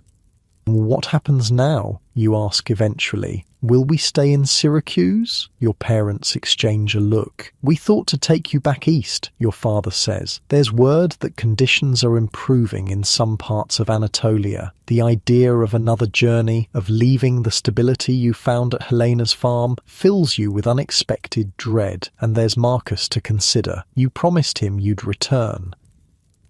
I need to think about it, you say carefully, and I need to go back to the farm at least to say goodbye properly and to get Marcus. Marcus, your mother asks. A younger boy. We've been together since Constantinople. He has no one else? Your parents exchange another look, a silent communication built on years of marriage. Of course we'll go back to the farm with you, your father says, and meet this Marcus. Any child who's important to you is important to us. Relief washes over you. They understand. They're still your parents, still the loving, reasonable people you remember from before. The next morning, you, your parents, and Thomas prepare for the journey back to Helena's farm. Demetrios sees you off at the city gate. Will you come visit? You ask him. When I can, he promises. And if you ever need anything, I know, you say, smiling. We'll find you.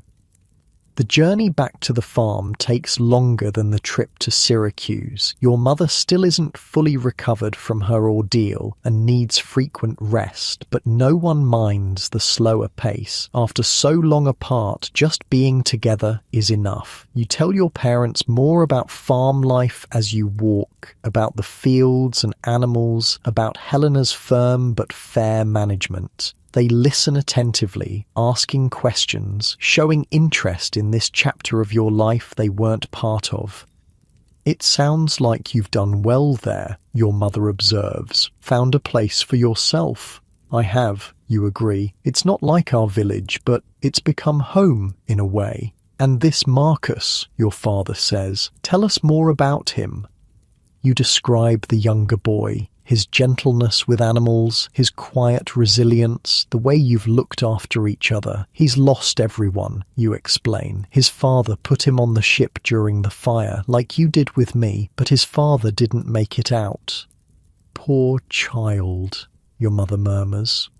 I promised I'd come back for him, you say, watching their faces carefully. Your father nods thoughtfully.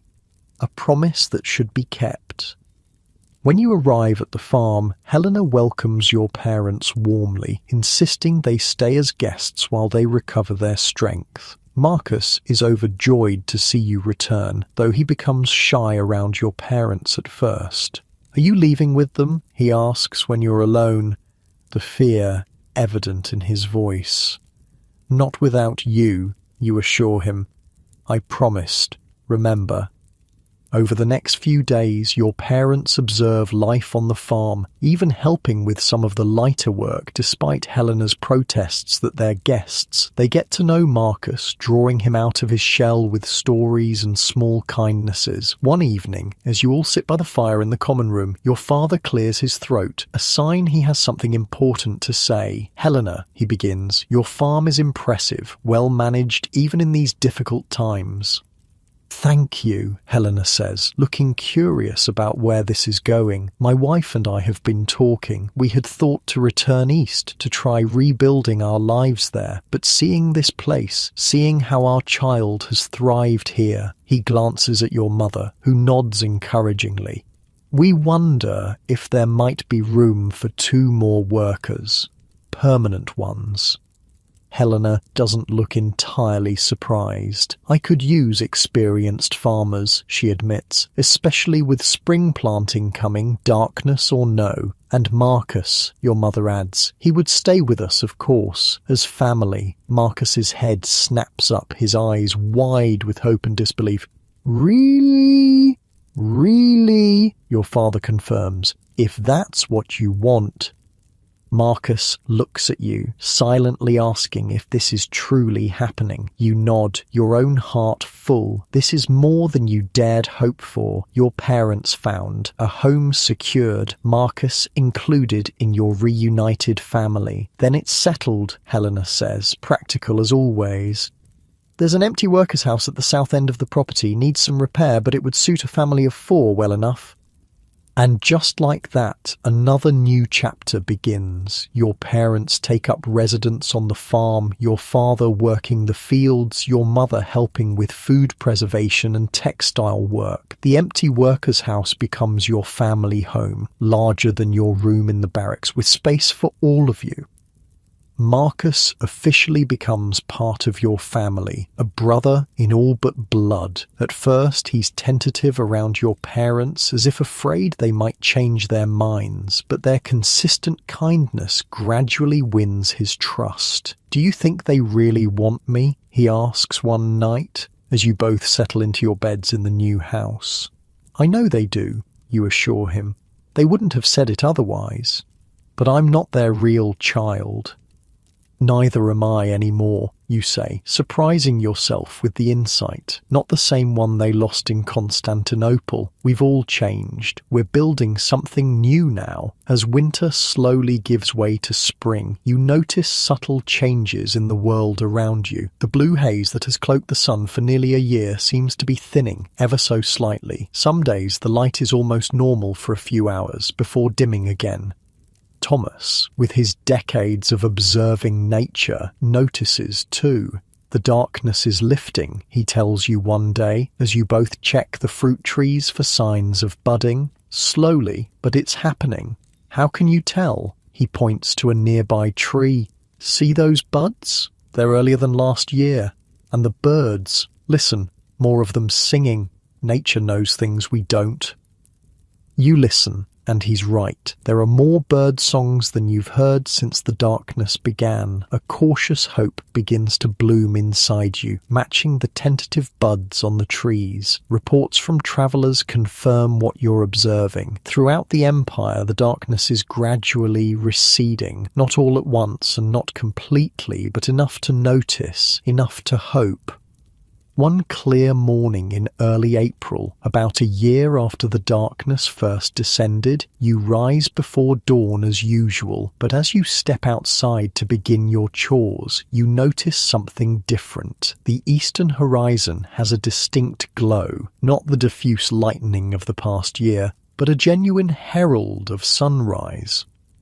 You stand transfixed as the glow brightens, spreads, and then, almost shocking after so long, the edge of the sun appears, golden rather than blue, distinct rather than hazy. It climbs slowly into the sky, still partially veiled by lingering haze, but undeniably stronger than it's been in a year. Others emerge from their houses, drawn by the unusual light. Helena, Thomas, your parents, Marcus, all the farm workers, everyone stands silently watching this ordinary miracle of sunrise that had been denied for so long. "It's coming back," Marcus whispers, slipping his hand into yours. "Yes," you agree. "It's coming back."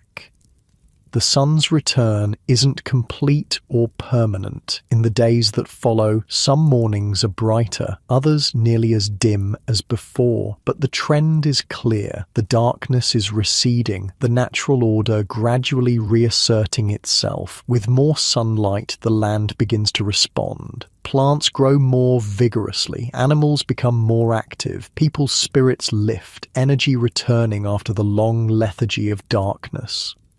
But along with this hope comes troubling news. The plague that began in Egypt has indeed spread, reaching Sicily's eastern ports. Syracuse has reported cases, with quarantine measures being hastily implemented. Helena institutes strict rules. No one is to travel to the city unless absolutely necessary. Any supplies needed will be obtained from smaller local markets. Anyone feeling ill is to report it immediately.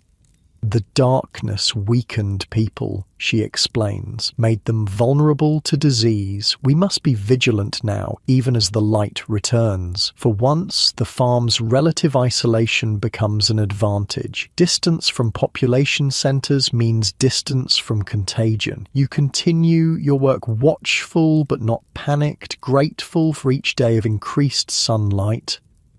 Your family settles into a rhythm, adapting to life on the Sicilian farm. Your parents speak often of your Byzantine village, keeping memories alive, but they don't talk of returning. Too much has changed. This is home now. Marcus blossoms under the care of your parents, especially your father, who teaches him more about animal husbandry.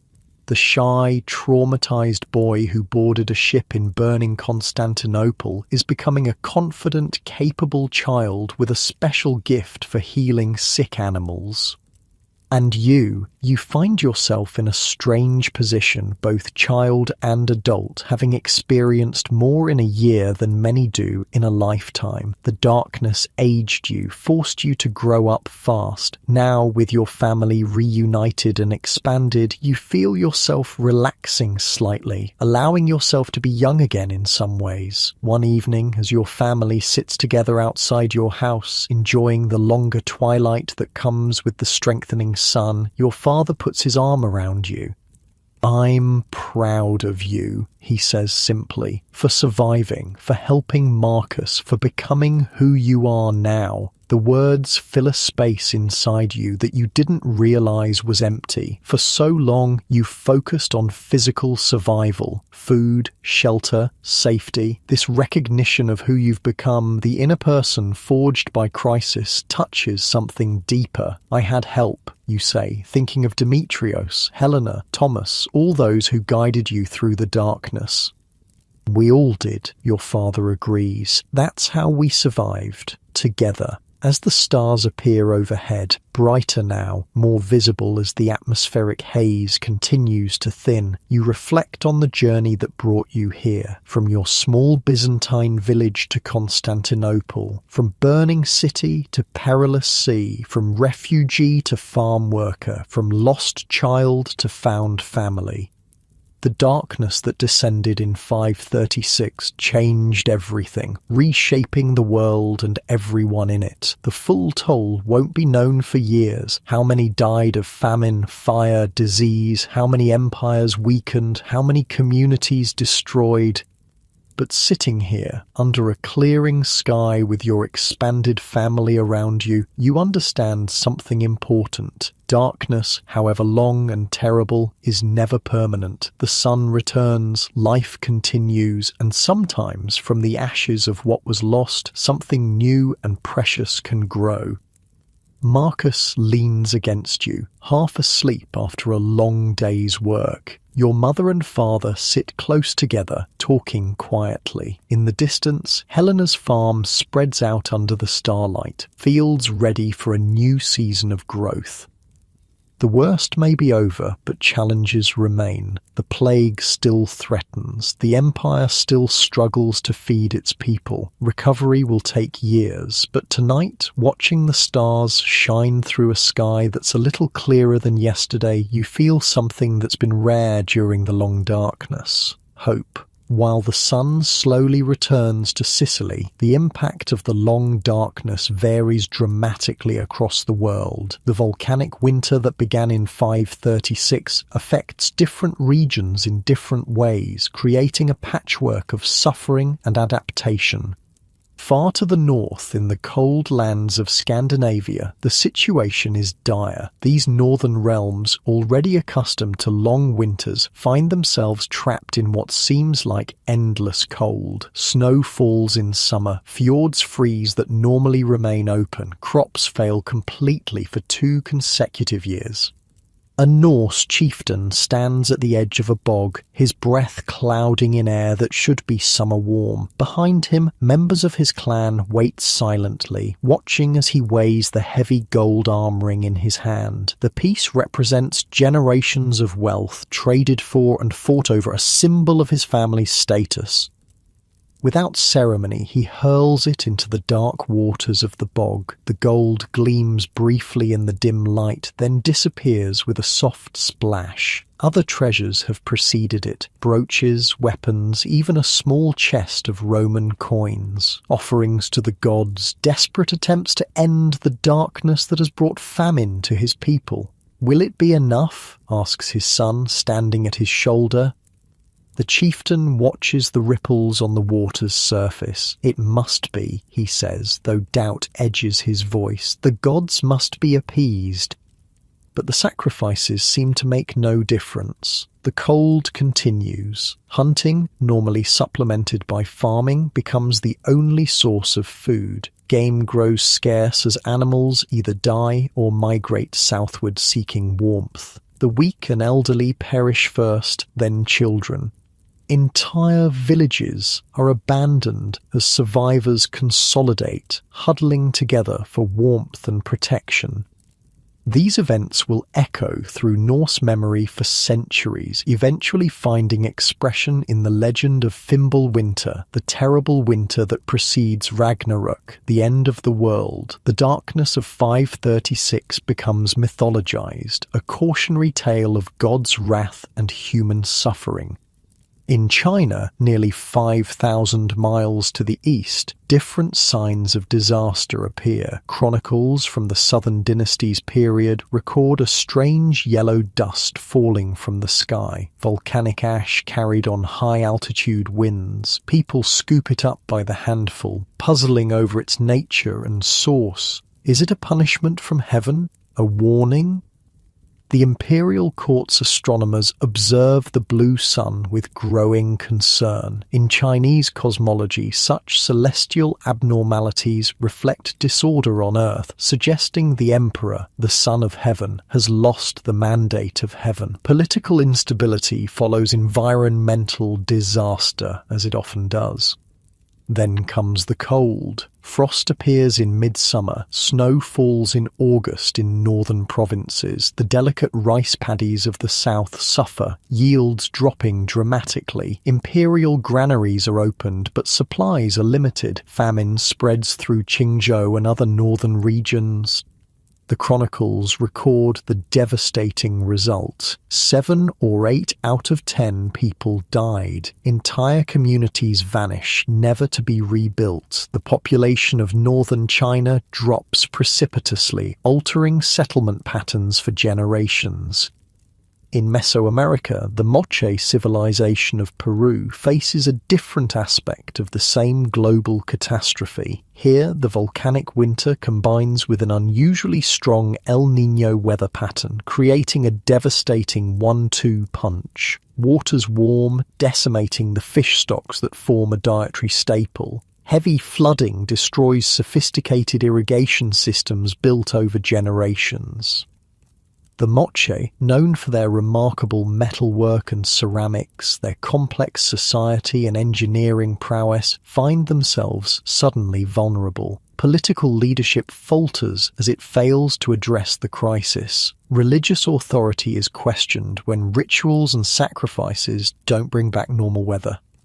Archaeological evidence will later show this period as a breaking point, the beginning of the end for Moche civilization. The darkness of 536 becomes a pivot point in their history when environmental catastrophe undermines cultural foundations. Even in the Arabian Peninsula, where conditions are less severe than in northern regions, the volcanic winter brings change. Paradoxically, the climate shift actually increases rainfall in this normally arid region. Areas that were marginal for agriculture briefly become more productive, altering trade patterns and population movements. This temporary greening of Arabia, combined with the weakening of the Byzantine and Sasanian empires due to famine and plague, creates conditions that will, in coming decades, facilitate the rapid expansion of a new power. Though none can foresee it yet, the volcanic winter of 536 helps set the stage for the rise of Islam and the Arab conquests that will reshape the Mediterranean world. In all these places, people search for explanations. Without modern understanding of volcanology, atmospheric science, or global climate systems, they turn to frameworks that make sense to them: religious, supernatural, moral. Some see divine punishment for collective sins, others blame sorcery or malevolent spirits. Political leaders face accusations of moral failure that has angered the heavens. The human need to find meaning in suffering, to identify causes and solutions, plays out differently across cultures but with the same underlying psychological need. Back in Sicily, on Helena's farm, you remain unaware of these global dimensions. Your world has contracted to the immediate and practical, the daily work of survival, the care of your reunited family, the gradual adjustment to the sun's slow return. Spring planting proceeds with cautious optimism. The strengthening sun, though still veiled some days by lingering haze, provides enough light for crops to grow. The wheat fields turn from brown to green, then begin to show the first hints of gold. Fruit trees blossom and set fruit. Lambs are born. Chickens lay more regularly. Life reasserts itself. "The worst is behind us," Helena declares one evening, as the farm workers gather for the evening meal. "The darkness is lifting, the crops grow, we will survive." There's a murmur of agreement, though tempered with caution. Everyone has lost too much to celebrate prematurely. Your father, who has become one of Helena's trusted workers, speaks up. "The plague is still spreading in Syracuse. 3 more villages have reported cases." A hush falls over the gathering. The plague that began in Egypt has indeed continued its inexorable spread, reaching Sicily's eastern coast and moving inland. So far, your farm has been spared, protected by distance and Helena's strict quarantine measures, but the threat looms. "We maintain our precautions," Helena says firmly. "No unnecessary travel. Any supplies we need, Thomas will get from the small market at the crossroads, not the city."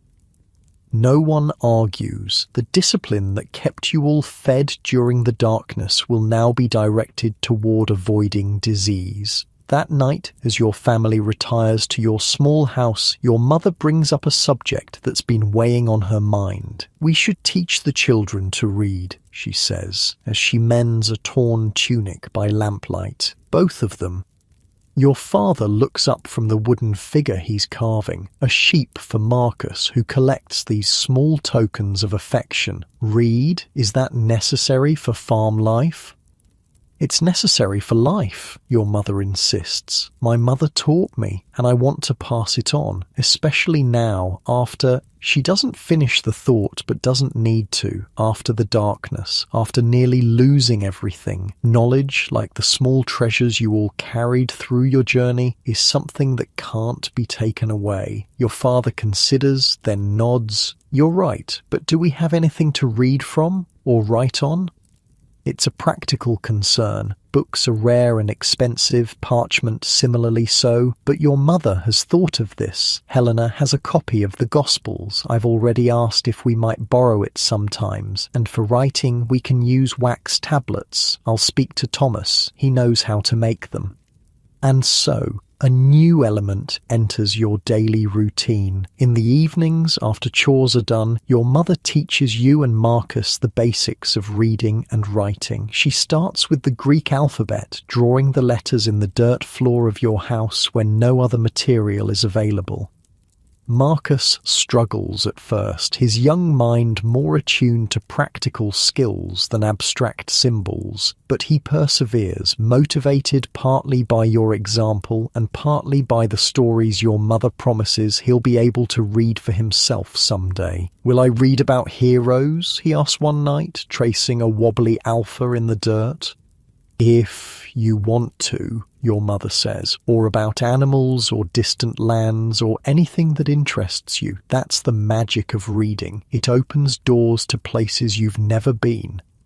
Your father watches these lessons with growing interest, occasionally joining in. Though he can't read himself, he recognizes the value of what your mother is teaching. Sometimes he tells stories while you practice, tales from your Byzantine village, legends from the old Roman Empire, even accounts of the darkness that you've all lived through. He's becoming the family's historian, preserving memories through oral tradition while your mother handles written knowledge. Spring advances into early summer. The days grow longer, the sun stronger. The haze that dimmed the world for so long continues to thin, though some days are still darker than they should be. The natural rhythms of life, disrupted for over a year, gradually normalize. Word comes that Emperor Justinian has declared the darkness officially over, attributing its end to divine favor resulting from his religious policies and church-building programs. Few on the farm pay much attention to such pronouncements. Imperial politics seem distant from your daily concerns, though Helena keeps track of such news, aware that decisions in Constantinople eventually affect even remote Sicilian farms. One warm June morning, as you help your father in the wheat fields, you notice a group of travellers on the road that passes near the farm. This isn't unusual in itself. With conditions improving, more people are moving about the countryside, but something about these particular travellers catches your attention. "Father," you say, pointing, "look." He straightens from his work, shading his eyes against the sun, a gesture that would have been unnecessary during the height of the darkness. What is it? The travellers, their clothes. They're from our region. He looks more carefully, and you see recognition dawn on his face. The distinctive style of dress, different from Sicilian fashion, marks the travellers as coming from the same part of the Byzantine Empire as your family. Without discussing it, you both head toward the road. As you get closer, the group resolves into 5 people, 3 men and 2 women, dusty from travel, carrying packs and walking with the weary determination of long-distance travellers. Your father calls out a greeting in your native dialect. The travellers stop, startled to hear their home language so far from home. "You're from the east?" asks the oldest man, eyeing you both with cautious hope. "From a village near Constantinople," your father confirms. "We left during the darkness after the fire." The travellers exchange glances, a silent communication passing between them. "We're from Thrace," the man says. "Left when the crops failed last year. Been working our way west ever since." "How are things back home?" your father asks, the question that's always in the minds of displaced people. The travellers' expressions turn grim. "Bad," says one of the women. "The darkness lifted earlier in the west than the east. Our region lost 2 full growing seasons. Many starved. And now the plague," adds another traveller. "Started in Egypt, spread north. Constantinople was hit hard. They say 1/3 of the city died within months." Your father's face pales. "The whole city?" "The whole empire, from what we hear, moving west along the trade routes. That's why we keep moving, trying to stay ahead of it." The conversation continues, your father inviting the travellers to rest at the farm, Helena approving temporary shelter in one of the outbuildings, provided they show no signs of illness. They're grateful for the hospitality, though they plan to continue westward after a few days' rest. That evening they share more news from the east over a simple meal. The Byzantine Empire struggles with multiple crises, the aftermath of the darkness, the spread of plague, ongoing military campaigns draining resources. Emperor Justinian himself fell ill with the plague, but survived, one of the lucky ones. His ambitious program to reconquer the Western territories continues despite these challenges, stretching imperial resources thin. "Some say it's the end times," one traveller comments, breaking off a piece of bread. "Darkness, pestilence, war, just as the scriptures foretold. People always think they're living at the end of the world," Thomas says dryly. His decades have given him perspective. Yet somehow, life goes on. Not for everyone, the traveller counters. Half my village didn't survive the famine, and the plague takes even the strongest. There's no arguing with this grim reality. Your family exchanges glances, each thinking of your own narrow escape from Constantinople, the chain of fortunate circumstances that led to your survival when so many others perished. The travellers move on after 3 days, continuing their westward journey, fleeing memories of darkness and rumours of plague. Their visit leaves your family contemplative, grateful for the relative security of Helena's farm, yet aware of how precarious that security might be. Should we be moving too? Your mother asks that night after you and Marcus are supposedly asleep. Trying to get further from the plague's path? Where would we go? Your father responds. The travellers said it's spreading everywhere along the trade routes, and we have a good situation here. Work, shelter, food. But if the plague comes, then we might face it anywhere. Better here, with land to grow food, with some distance from the cities.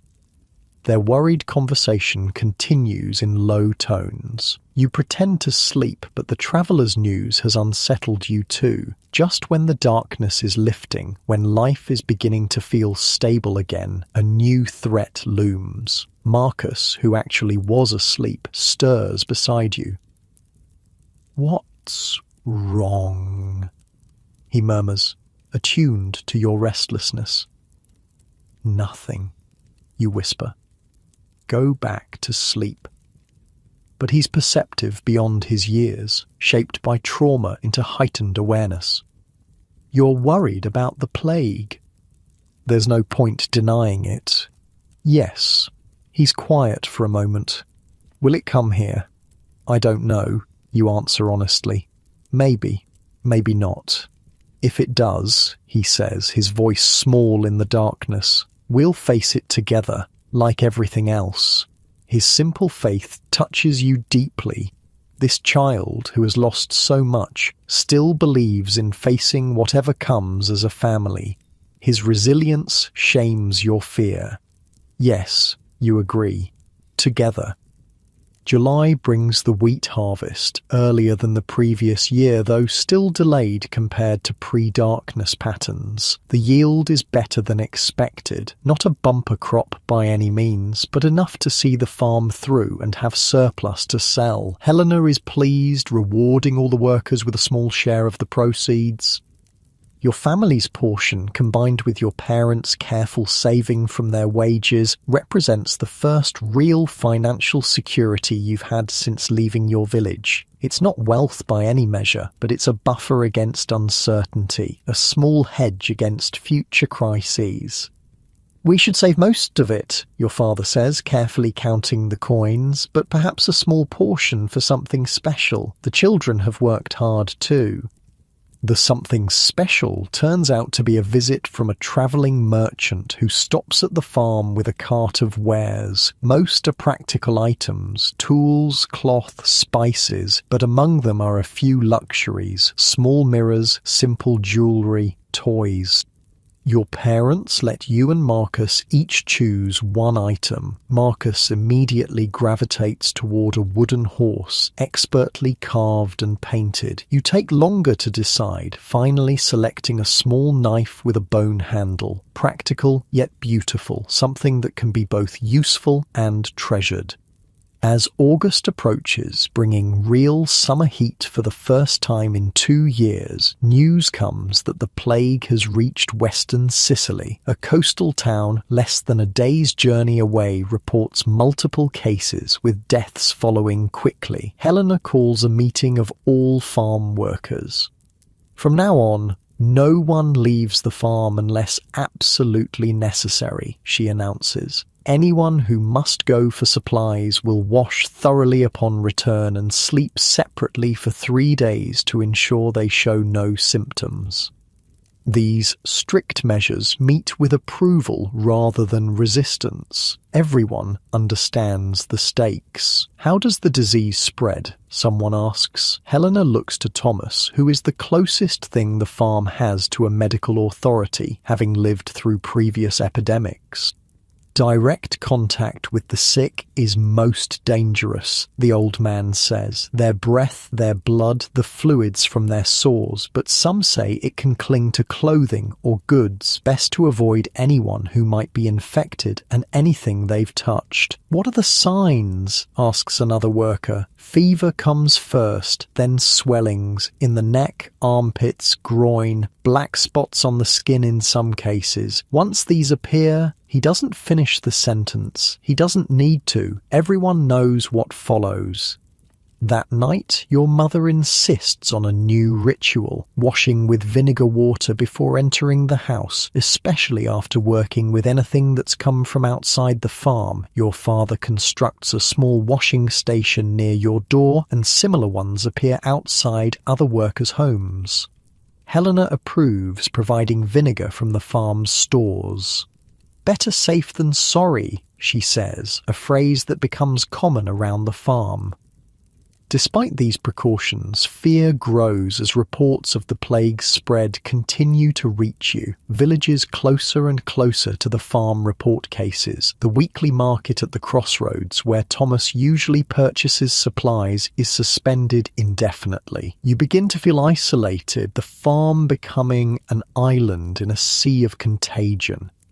Yet life must continue. Crops need tending, animals require care, meals must be prepared. The routine of farm work provides structure and purpose, keeping panic at bay. There's comfort in the physical labour, in doing what needs to be done regardless of what threats loom.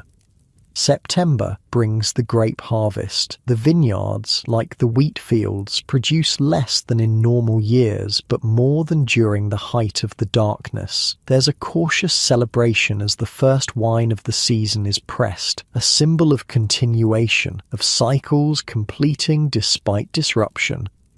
During the harvest, you work alongside your father, cutting bunches of purple fruit from the vines and carefully placing them in baskets. The work is sticky and sweet-smelling, physically demanding but satisfying. In our village, your father says as you work, we had a festival after the grape harvest. Everyone would gather in the square. There was music, dancing.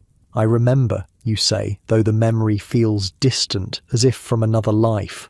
Mother made special bread with honey. She did. He smiles at the recollection. Perhaps she'll make it again here, now that we have flour and a little honey from Helena's bees. The thought of recreating a piece of your old life in this new place warms you. So much was lost, but not everything. Traditions can be carried, adapted, continued. That evening, you mention the harvest festival to your mother. Her eyes light up at the idea of reviving this tradition.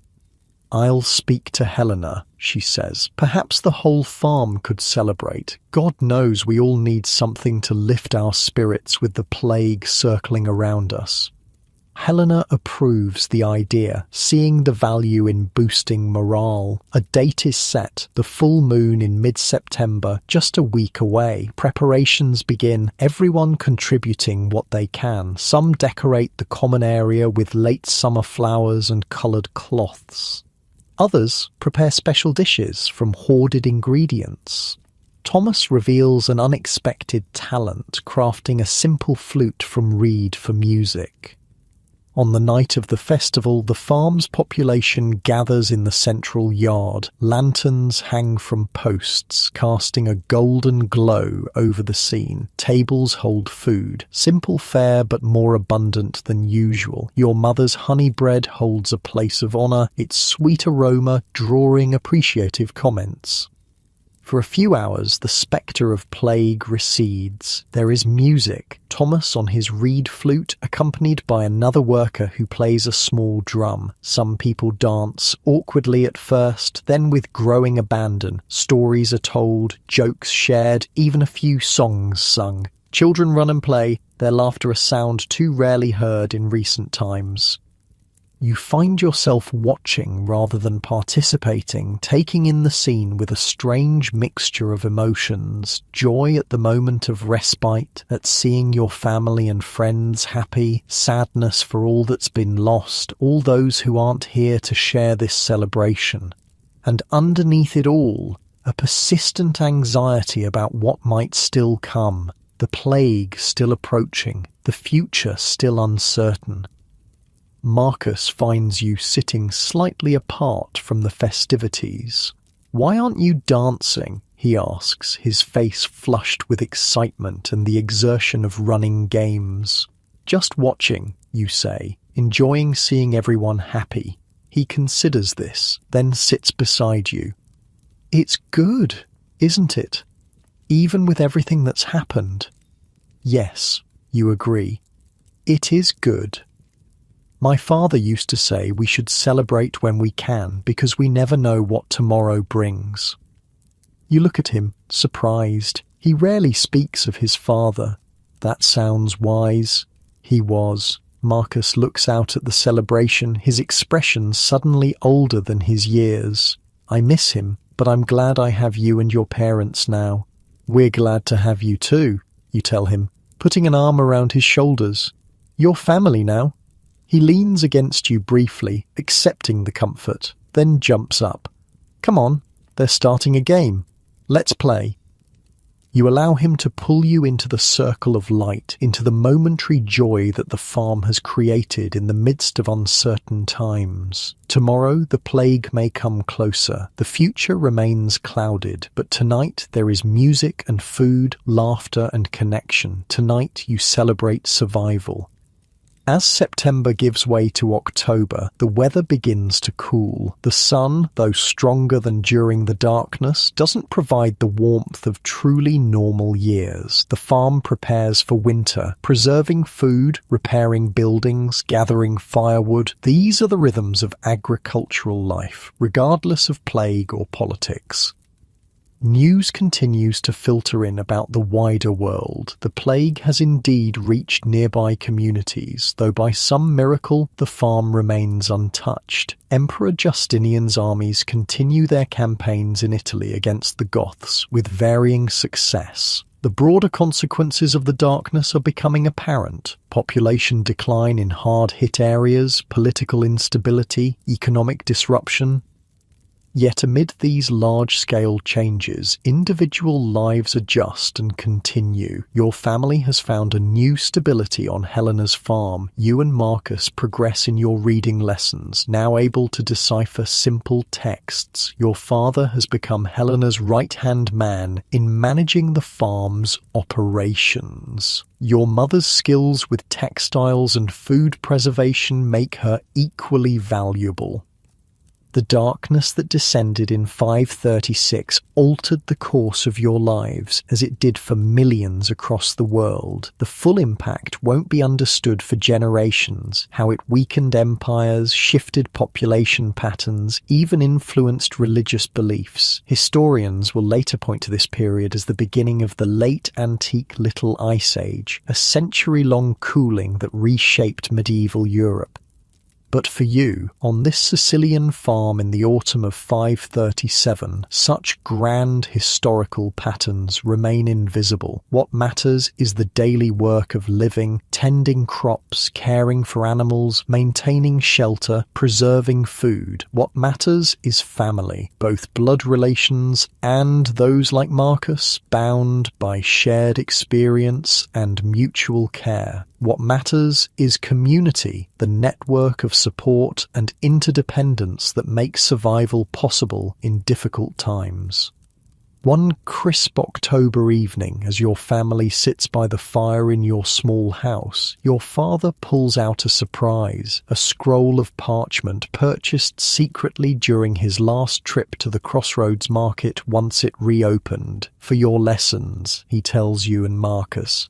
"Something new to read. Not just the borrowed Gospels." Your mother unrolls it carefully. It's not a professionally copied text. Those would be far too expensive, but rather a collection of stories written out by someone with reasonable penmanship, tales from Greek and Roman tradition simplified for young readers. "Where did you find this?" your mother asks, clearly delighted. "A former tutor selling his work," your father explains. "He's travelling west, away from the plague, needed money for his journey." The scroll becomes the centerpiece of evening lessons. The stories within, of gods and heroes, of clever tricksters and brave adventurers, transport you beyond the farm, beyond Sicily, beyond the present moment with all its lingering dangers. Marcus particularly loves the tale of Daedalus and Icarus, though the ending troubles him. Why did Icarus fly too close to the sun, he asks one night. Didn't he know it was dangerous? Sometimes people don't believe danger is real until it's too late, your mother explains, or they think the rules don't apply to them. Like people who don't take precautions against the plague, Marcus asks, making a connection that surprises you with its insight. Yes, your mother agrees. Just like that.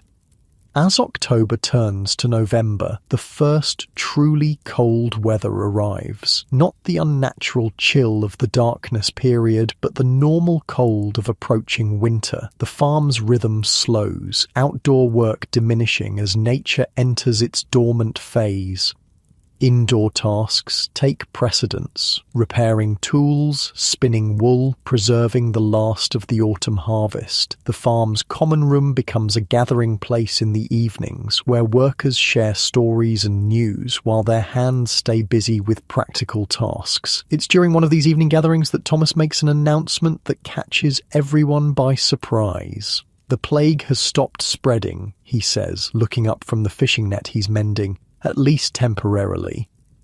The room falls silent, all eyes turning to him.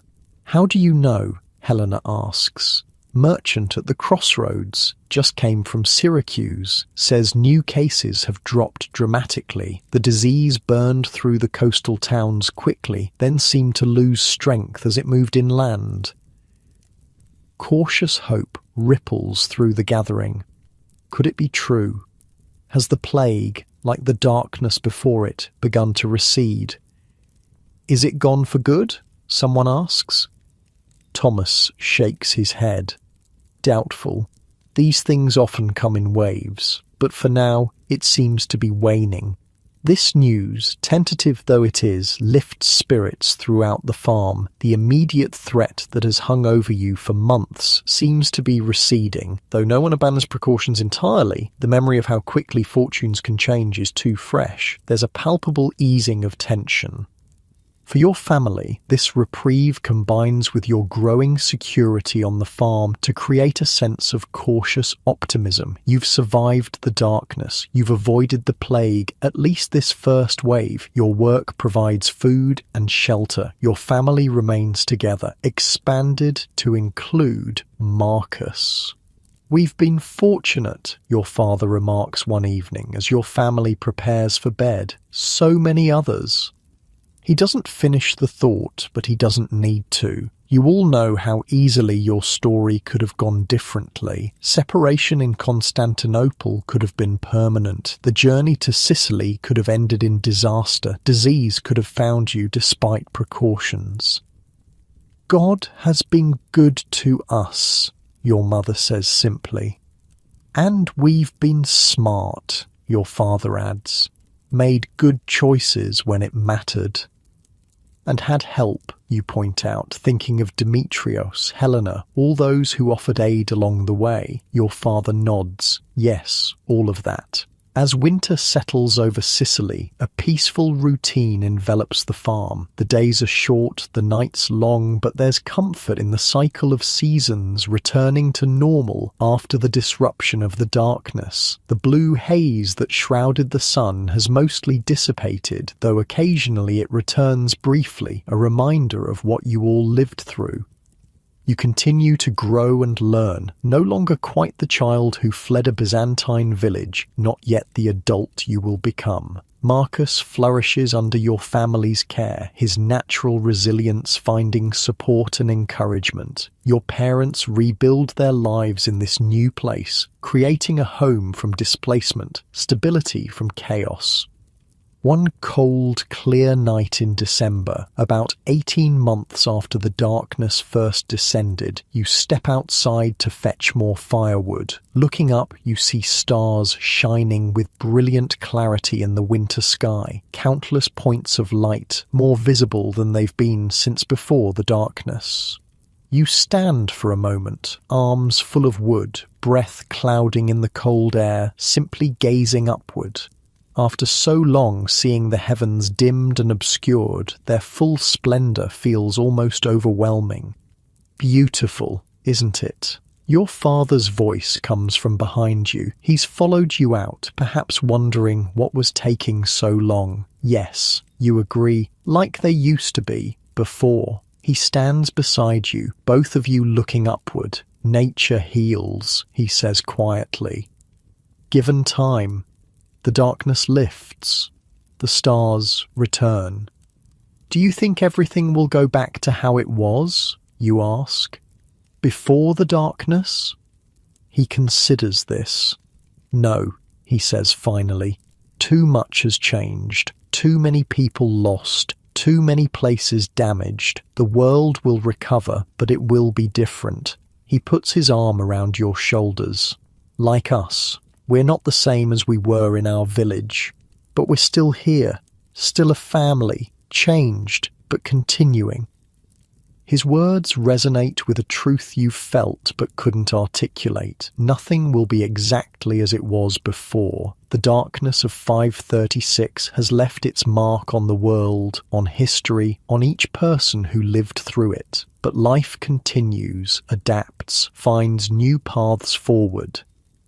You gather the firewood closer, feeling its solid weight in your arms, its promise of warmth for your family. Together, you and your father turn back toward the house, where light spills from the doorway, where your mother and Marcus wait, where the small, precious life you've rebuilt awaits.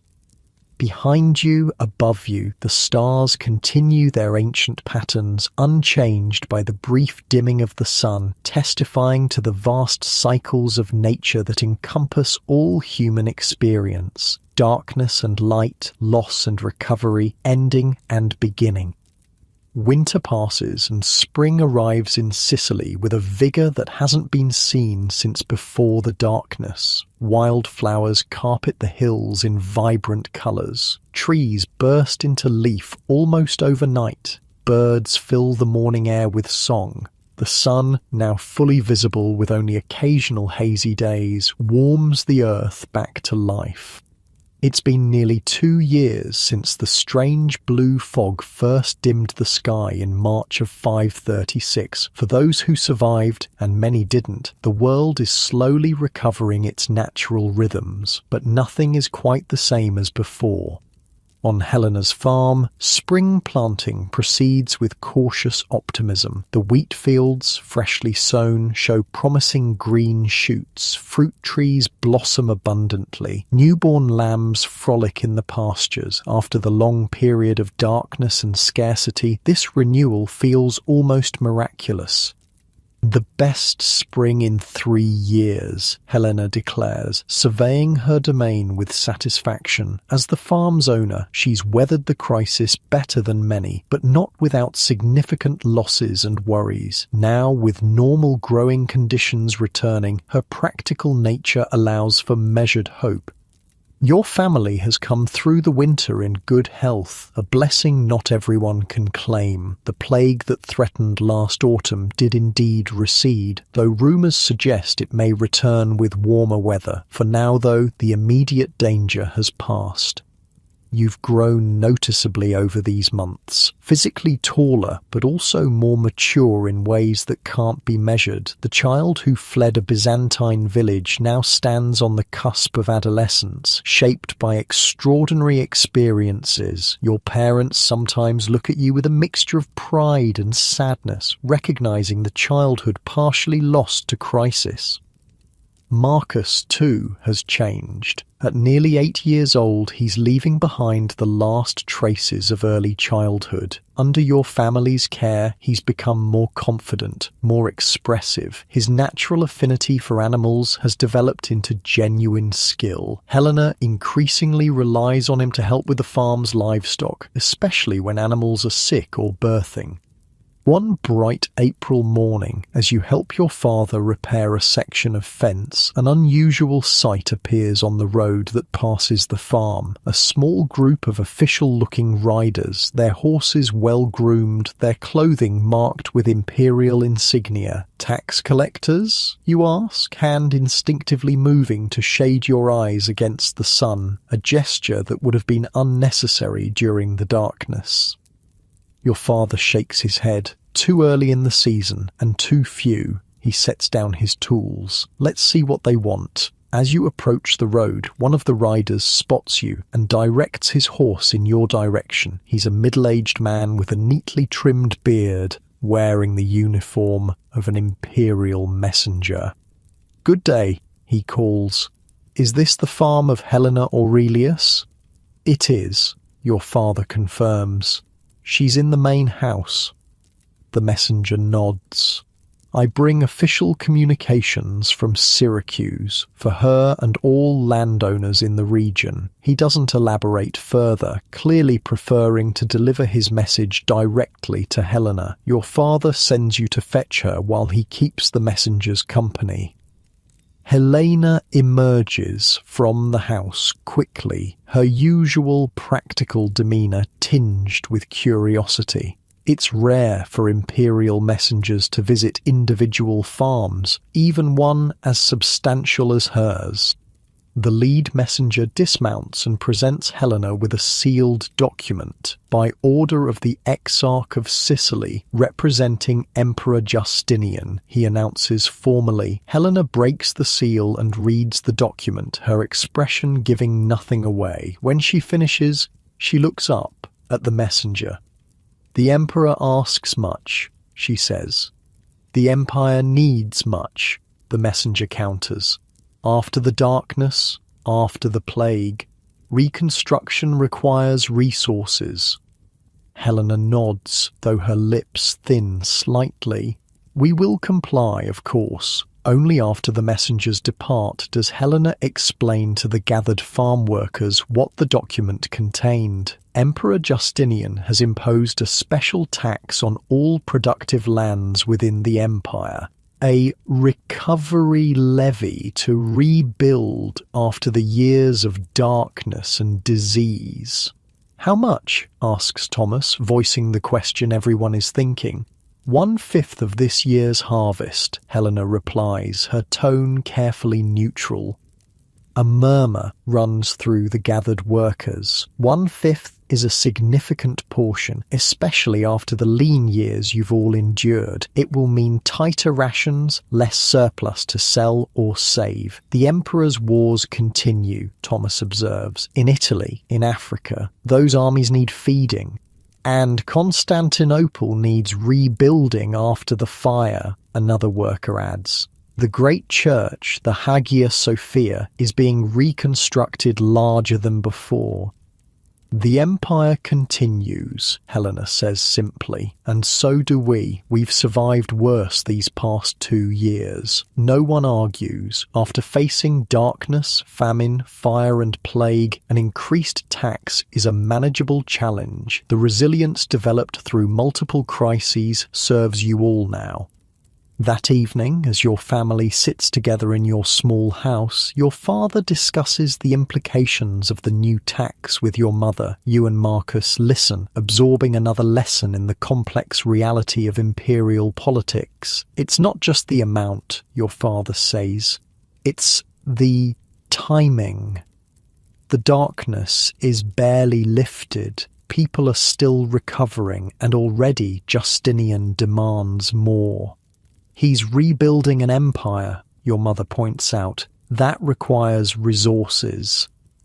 at the expense of those who can least afford it. Your father shakes his head. The wealthy in Constantinople will barely feel this tax, but for farms like this, for common people everywhere, it means the difference between comfort and bare survival.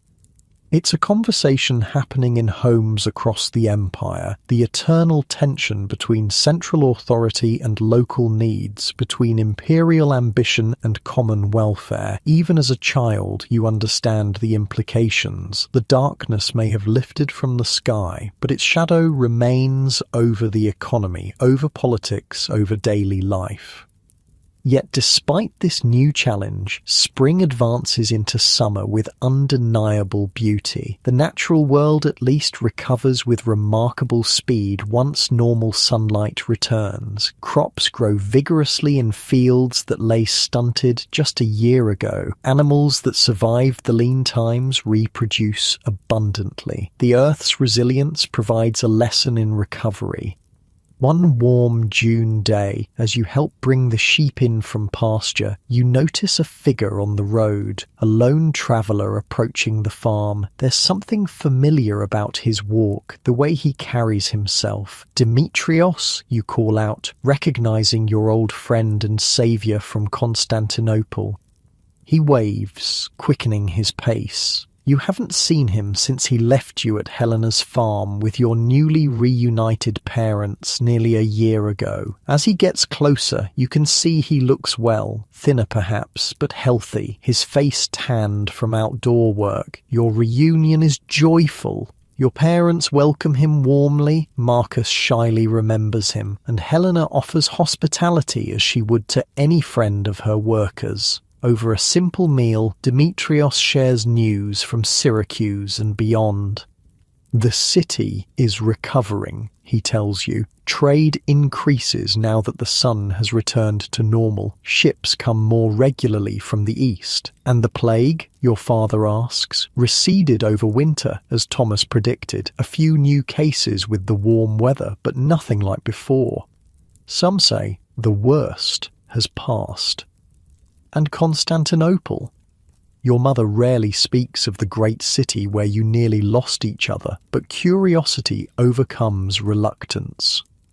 Demetrios's expression grows more serious. Rebuilding, but changed. The fire destroyed much, then the plague took perhaps a third of the population. He pauses. The emperor himself fell ill but recovered. Some see it as a sign of divine favour. And his wars? Your father asks. We've just received notice of a special tax. Continue on all fronts, Demetrios confirms. Italy, North Africa, the eastern borders. Justinian is determined to restore the old Roman Empire, whatever the cost. The conversation continues into the evening, covering everything from politics to trade to personal news. Demetrios has found steady work in Syracuse's reviving shipyards. He's even considering marriage, a hopeful sign that people are beginning to plan for futures again, not merely survive from day to day. Before leaving the next morning, Demetrios takes you aside for a private word. You've grown, he observes with a smile, in more ways than one. I had to, you reply simply. He nods, understanding. The darkness changed everyone, some for worse, some for better. He studies your face. You seem well here, your family too. We are, you confirm. The farm has been good for us. Helena is fair. There's enough food now, and Marcus is like a brother. I'm glad, Demetrios says. After all you went through to get here, you deserve some peace. As he prepares to leave, you think about everything this man did for you, taking your place on the ship from Constantinople, guiding you to safety in Syracuse, helping reunite you with your parents. Your life now would not exist without his choices. Thank you, you say suddenly, the words inadequate for what you feel, for everything, for saving us. Demetrios looks embarrassed. I just did what needed doing, same as anyone would. But you both know that's not true. In the darkness and chaos, many thought only of themselves. Demetrios chose differently. After he departs, promising to visit again when he can, life on the farm returns to its rhythm. Summer advances, crops grow, work continues. The special imperial tax remains a concern, but a manageable one amid generally improving conditions. News filters in from travellers and merchants about the wider world beyond Sicily. The Byzantine Empire continues its slow recovery from the double blow of darkness and plague. In some regions, population has decreased by a third or more, changing settlement patterns, labour availability, even military recruitment. Emperor Justinian presses forward with his campaigns to reconquer the western territories of the old Roman Empire. With mixed success, his great general Belisarius secures victories in Italy against the Goths, but complete conquest proves elusive. The resources required for these military efforts strain an empire still recovering from environmental catastrophe. In Constantinople, the rebuilding of the Hagia Sophia continues, a massive church meant to glorify both God and Justinian himself. The emperor seems determined to create monuments that will outlast the darkness, physical symbols of imperial and divine power. But these grand imperial narratives feel distant from daily life on a Sicilian farm. Here, recovery takes more modest forms: healthy crops, well-fed animals, children growing straight and strong, community bonds strengthened through shared survival. By midsummer, it becomes clear that this year's harvest will be the best since before the darkness. The wheat stands tall in the fields, heavy with grain. Fruit trees bend under the weight of their bounty. Vegetable gardens produce abundantly. After years of scarcity, the prospect of plenty brings a collective sense of relief. Helena organizes the harvest carefully, mindful of the imperial tax that will claim 1/5 of the yield. Work schedules are arranged, storage spaces prepared, plans made for what to sell and what to keep. The farm functions like a well-oiled machine, everyone understanding their role in the collective efforts. As July turns to August, harvest begins in earnest. It's exhausting work under the hot summer sun, but no one complains. After the blue dimness of the darkness years, normal sunlight still feels like a blessing, even when it beats down relentlessly. You work alongside your father in the wheat fields, using a small sickle to cut the golden stalks. Your mother and other women bind the cut wheat into sheaves. Marcus helps with water distribution, ensuring no one overheats in the summer warmth. "Remember our first harvest here?" your father asks during a brief rest, passing you a water jug. Just after the darkness began lifting, you nod, wiping sweat from your forehead. Everything was still stunted. The wheat barely reached my knees. And now look. He gestures to the field around you where wheat stands waist-high on an adult. Nature recovers, if given the chance. "Do you ever think about going back?" you ask, the question emerging from somewhere deep inside. "To our village, now that things are better?" Your father is quiet for a moment, considering. "Sometimes," he admits, "I miss it. The mountains, the people we knew, the festivals and traditions." He looks across the field to where your mother works, then toward the pasture where Marcus is visible with the water cart. "But our life is here now. You and Marcus are settled. We have work, security." He doesn't mention what you both know, that your Byzantine village might not even exist anymore. Reports suggest some communities were abandoned entirely during the darkness, populations consolidating for survival. Others were decimated by plague. The world you left behind may have disappeared in more ways than just distance. "Besides," your father adds with a small smile, "I've grown fond of Sicilian wine."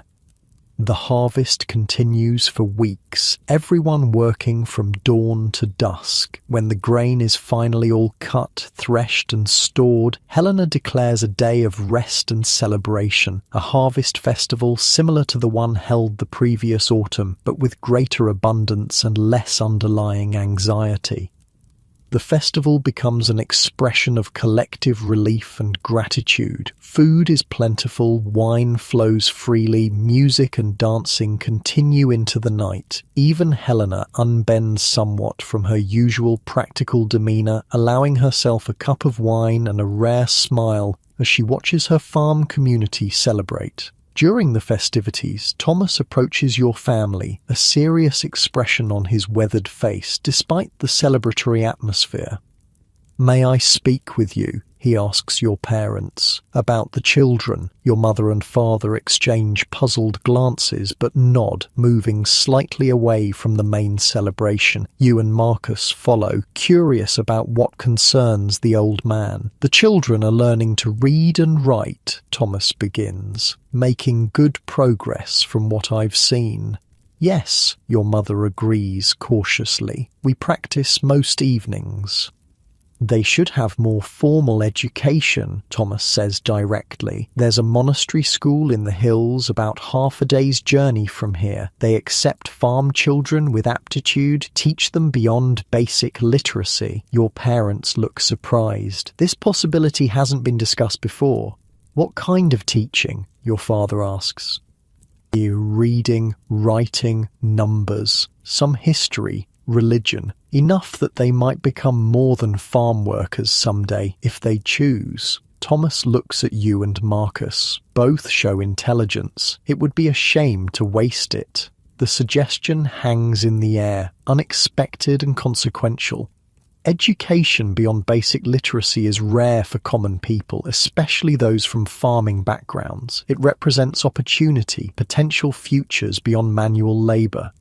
"We'll consider it," your father says finally. "Thank you for bringing this to our attention." Later, when the celebration has wound down and your family returns to your small house, the topic resurfaces. "What do you think?" your father asks your mother. "About what Thomas suggested?" "Education is valuable," she replies thoughtfully. "More options for their future. But the monastery is far. They'd have to stay there during the week, only come home for rest days." You and Marcus exchange glances, realizing this decision affects you directly, yet is being discussed over your heads, as adult decisions often are. But your mother notices. "What do you two think?" she asks. "It would be hard work, different from the farm, but it could open doors for you later." Marcus looks to you, as he often does when facing something new or uncertain. At not quite 8, he relies on your greater experience and judgment. "I'd like to learn more," you say carefully, "but I wouldn't want to leave the farm completely, or you." "It wouldn't be leaving," your father clarifies, "just staying at the monastery during teaching days. You'd still live here, be part of this family and farm." "Both of us?" Marcus asks, in a small voice. "Together?" "Of course," your mother assures him. "We wouldn't separate you." The decision isn't made that night, but the seed is planted. Education represents a kind of security different from physical survival, knowledge that can't be taken away, skills that travel with the person, options beyond immediate circumstances. After years of focusing solely on survival, the luxury of considering a longer-term future feels significant. As summer transitions to autumn, life on the farm settles into a comfortable pattern. The imperial tax collectors come for their 1/5 share of the harvest, leaving the farm with still adequate stores for the winter ahead. The weather remains mild, with only occasional hazy days to remind you of the darkness period. The decision about the monastery school is made gradually through discussions with Helena, who supports the idea, Thomas, who provides more information, and between yourselves as a family. By October, it's settled. You and Marcus will begin attending when the new teaching cycle starts after the winter. This decision represents more than education. It symbolizes a return to normal planning, to thinking beyond immediate survival, to investing in a future that once again seems reasonably secure. It's a luxury that would have been unimaginable during the height of the darkness. One cool November morning, nearly 3 years after the darkness first descended, you help your father repair the roof of your family's small house before winter weather arrives. From this height, you can see across much of Helena's farm, the harvested fields now lying fallow, the pastures where sheep graze, the orchard with trees now bare of leaves, the cluster of buildings that make up the farm's centre. It looks peaceful, you observe, normal. Your father nods, hammering a wooden peg into place. Nature heals, people rebuild, life continues. He pauses in his work, looking across the landscape. But things change too. The darkness and plague left their mark on the world. Some places abandoned, some knowledge lost, some lives cut short. Do you think people will remember, you ask? In the future, I mean, about the darkness. Some will, he says, those who write histories, those who keep records. He gestures toward you with his hammer, those who learn to read and write, who can pass on what happened. I'll remember, you say with certainty, even without writing it down. Your father smiles slightly. Yes, you will, but your children might not believe it, and their children might think it just a tale, something made up to frighten or entertain. He returns to his work. That's how it goes. What's history to us becomes legend to them, and then perhaps just a story. His words stay with you as you continue working on the roof. The enormity of what you lived through, the sun dimmed for 18 months, crops failing worldwide, famine and plague following, seems impossible to forget. Yet you understand what he means. Time passes. Memories fade. New generations arise who never experienced the darkness firsthand. Perhaps that's why the decision about the monastery school feels important in ways beyond personal opportunity. Learning to read and write means being able to record, to preserve memory, to pass on knowledge. The darkness taught many lessons about nature's power, human resilience, community importance, survival necessities. These seem worth remembering. As winter approaches again, you find yourself reflecting on the journey that brought you here, from a Byzantine village to Constantinople, from burning city to perilous sea, from refugee to established farm worker, from lost child to found family. So much has changed in less than 3 years. The world, too, has changed. The Byzantine Empire continues under Justinian's ambitious leadership, but with reduced population and resources. His dream of reconquering the Western Roman territories proceeds unevenly, victories balanced by setbacks. The Hagia Sophia rises in Constantinople, a monument to imperial and divine power amid a city still recovering from fire and plague.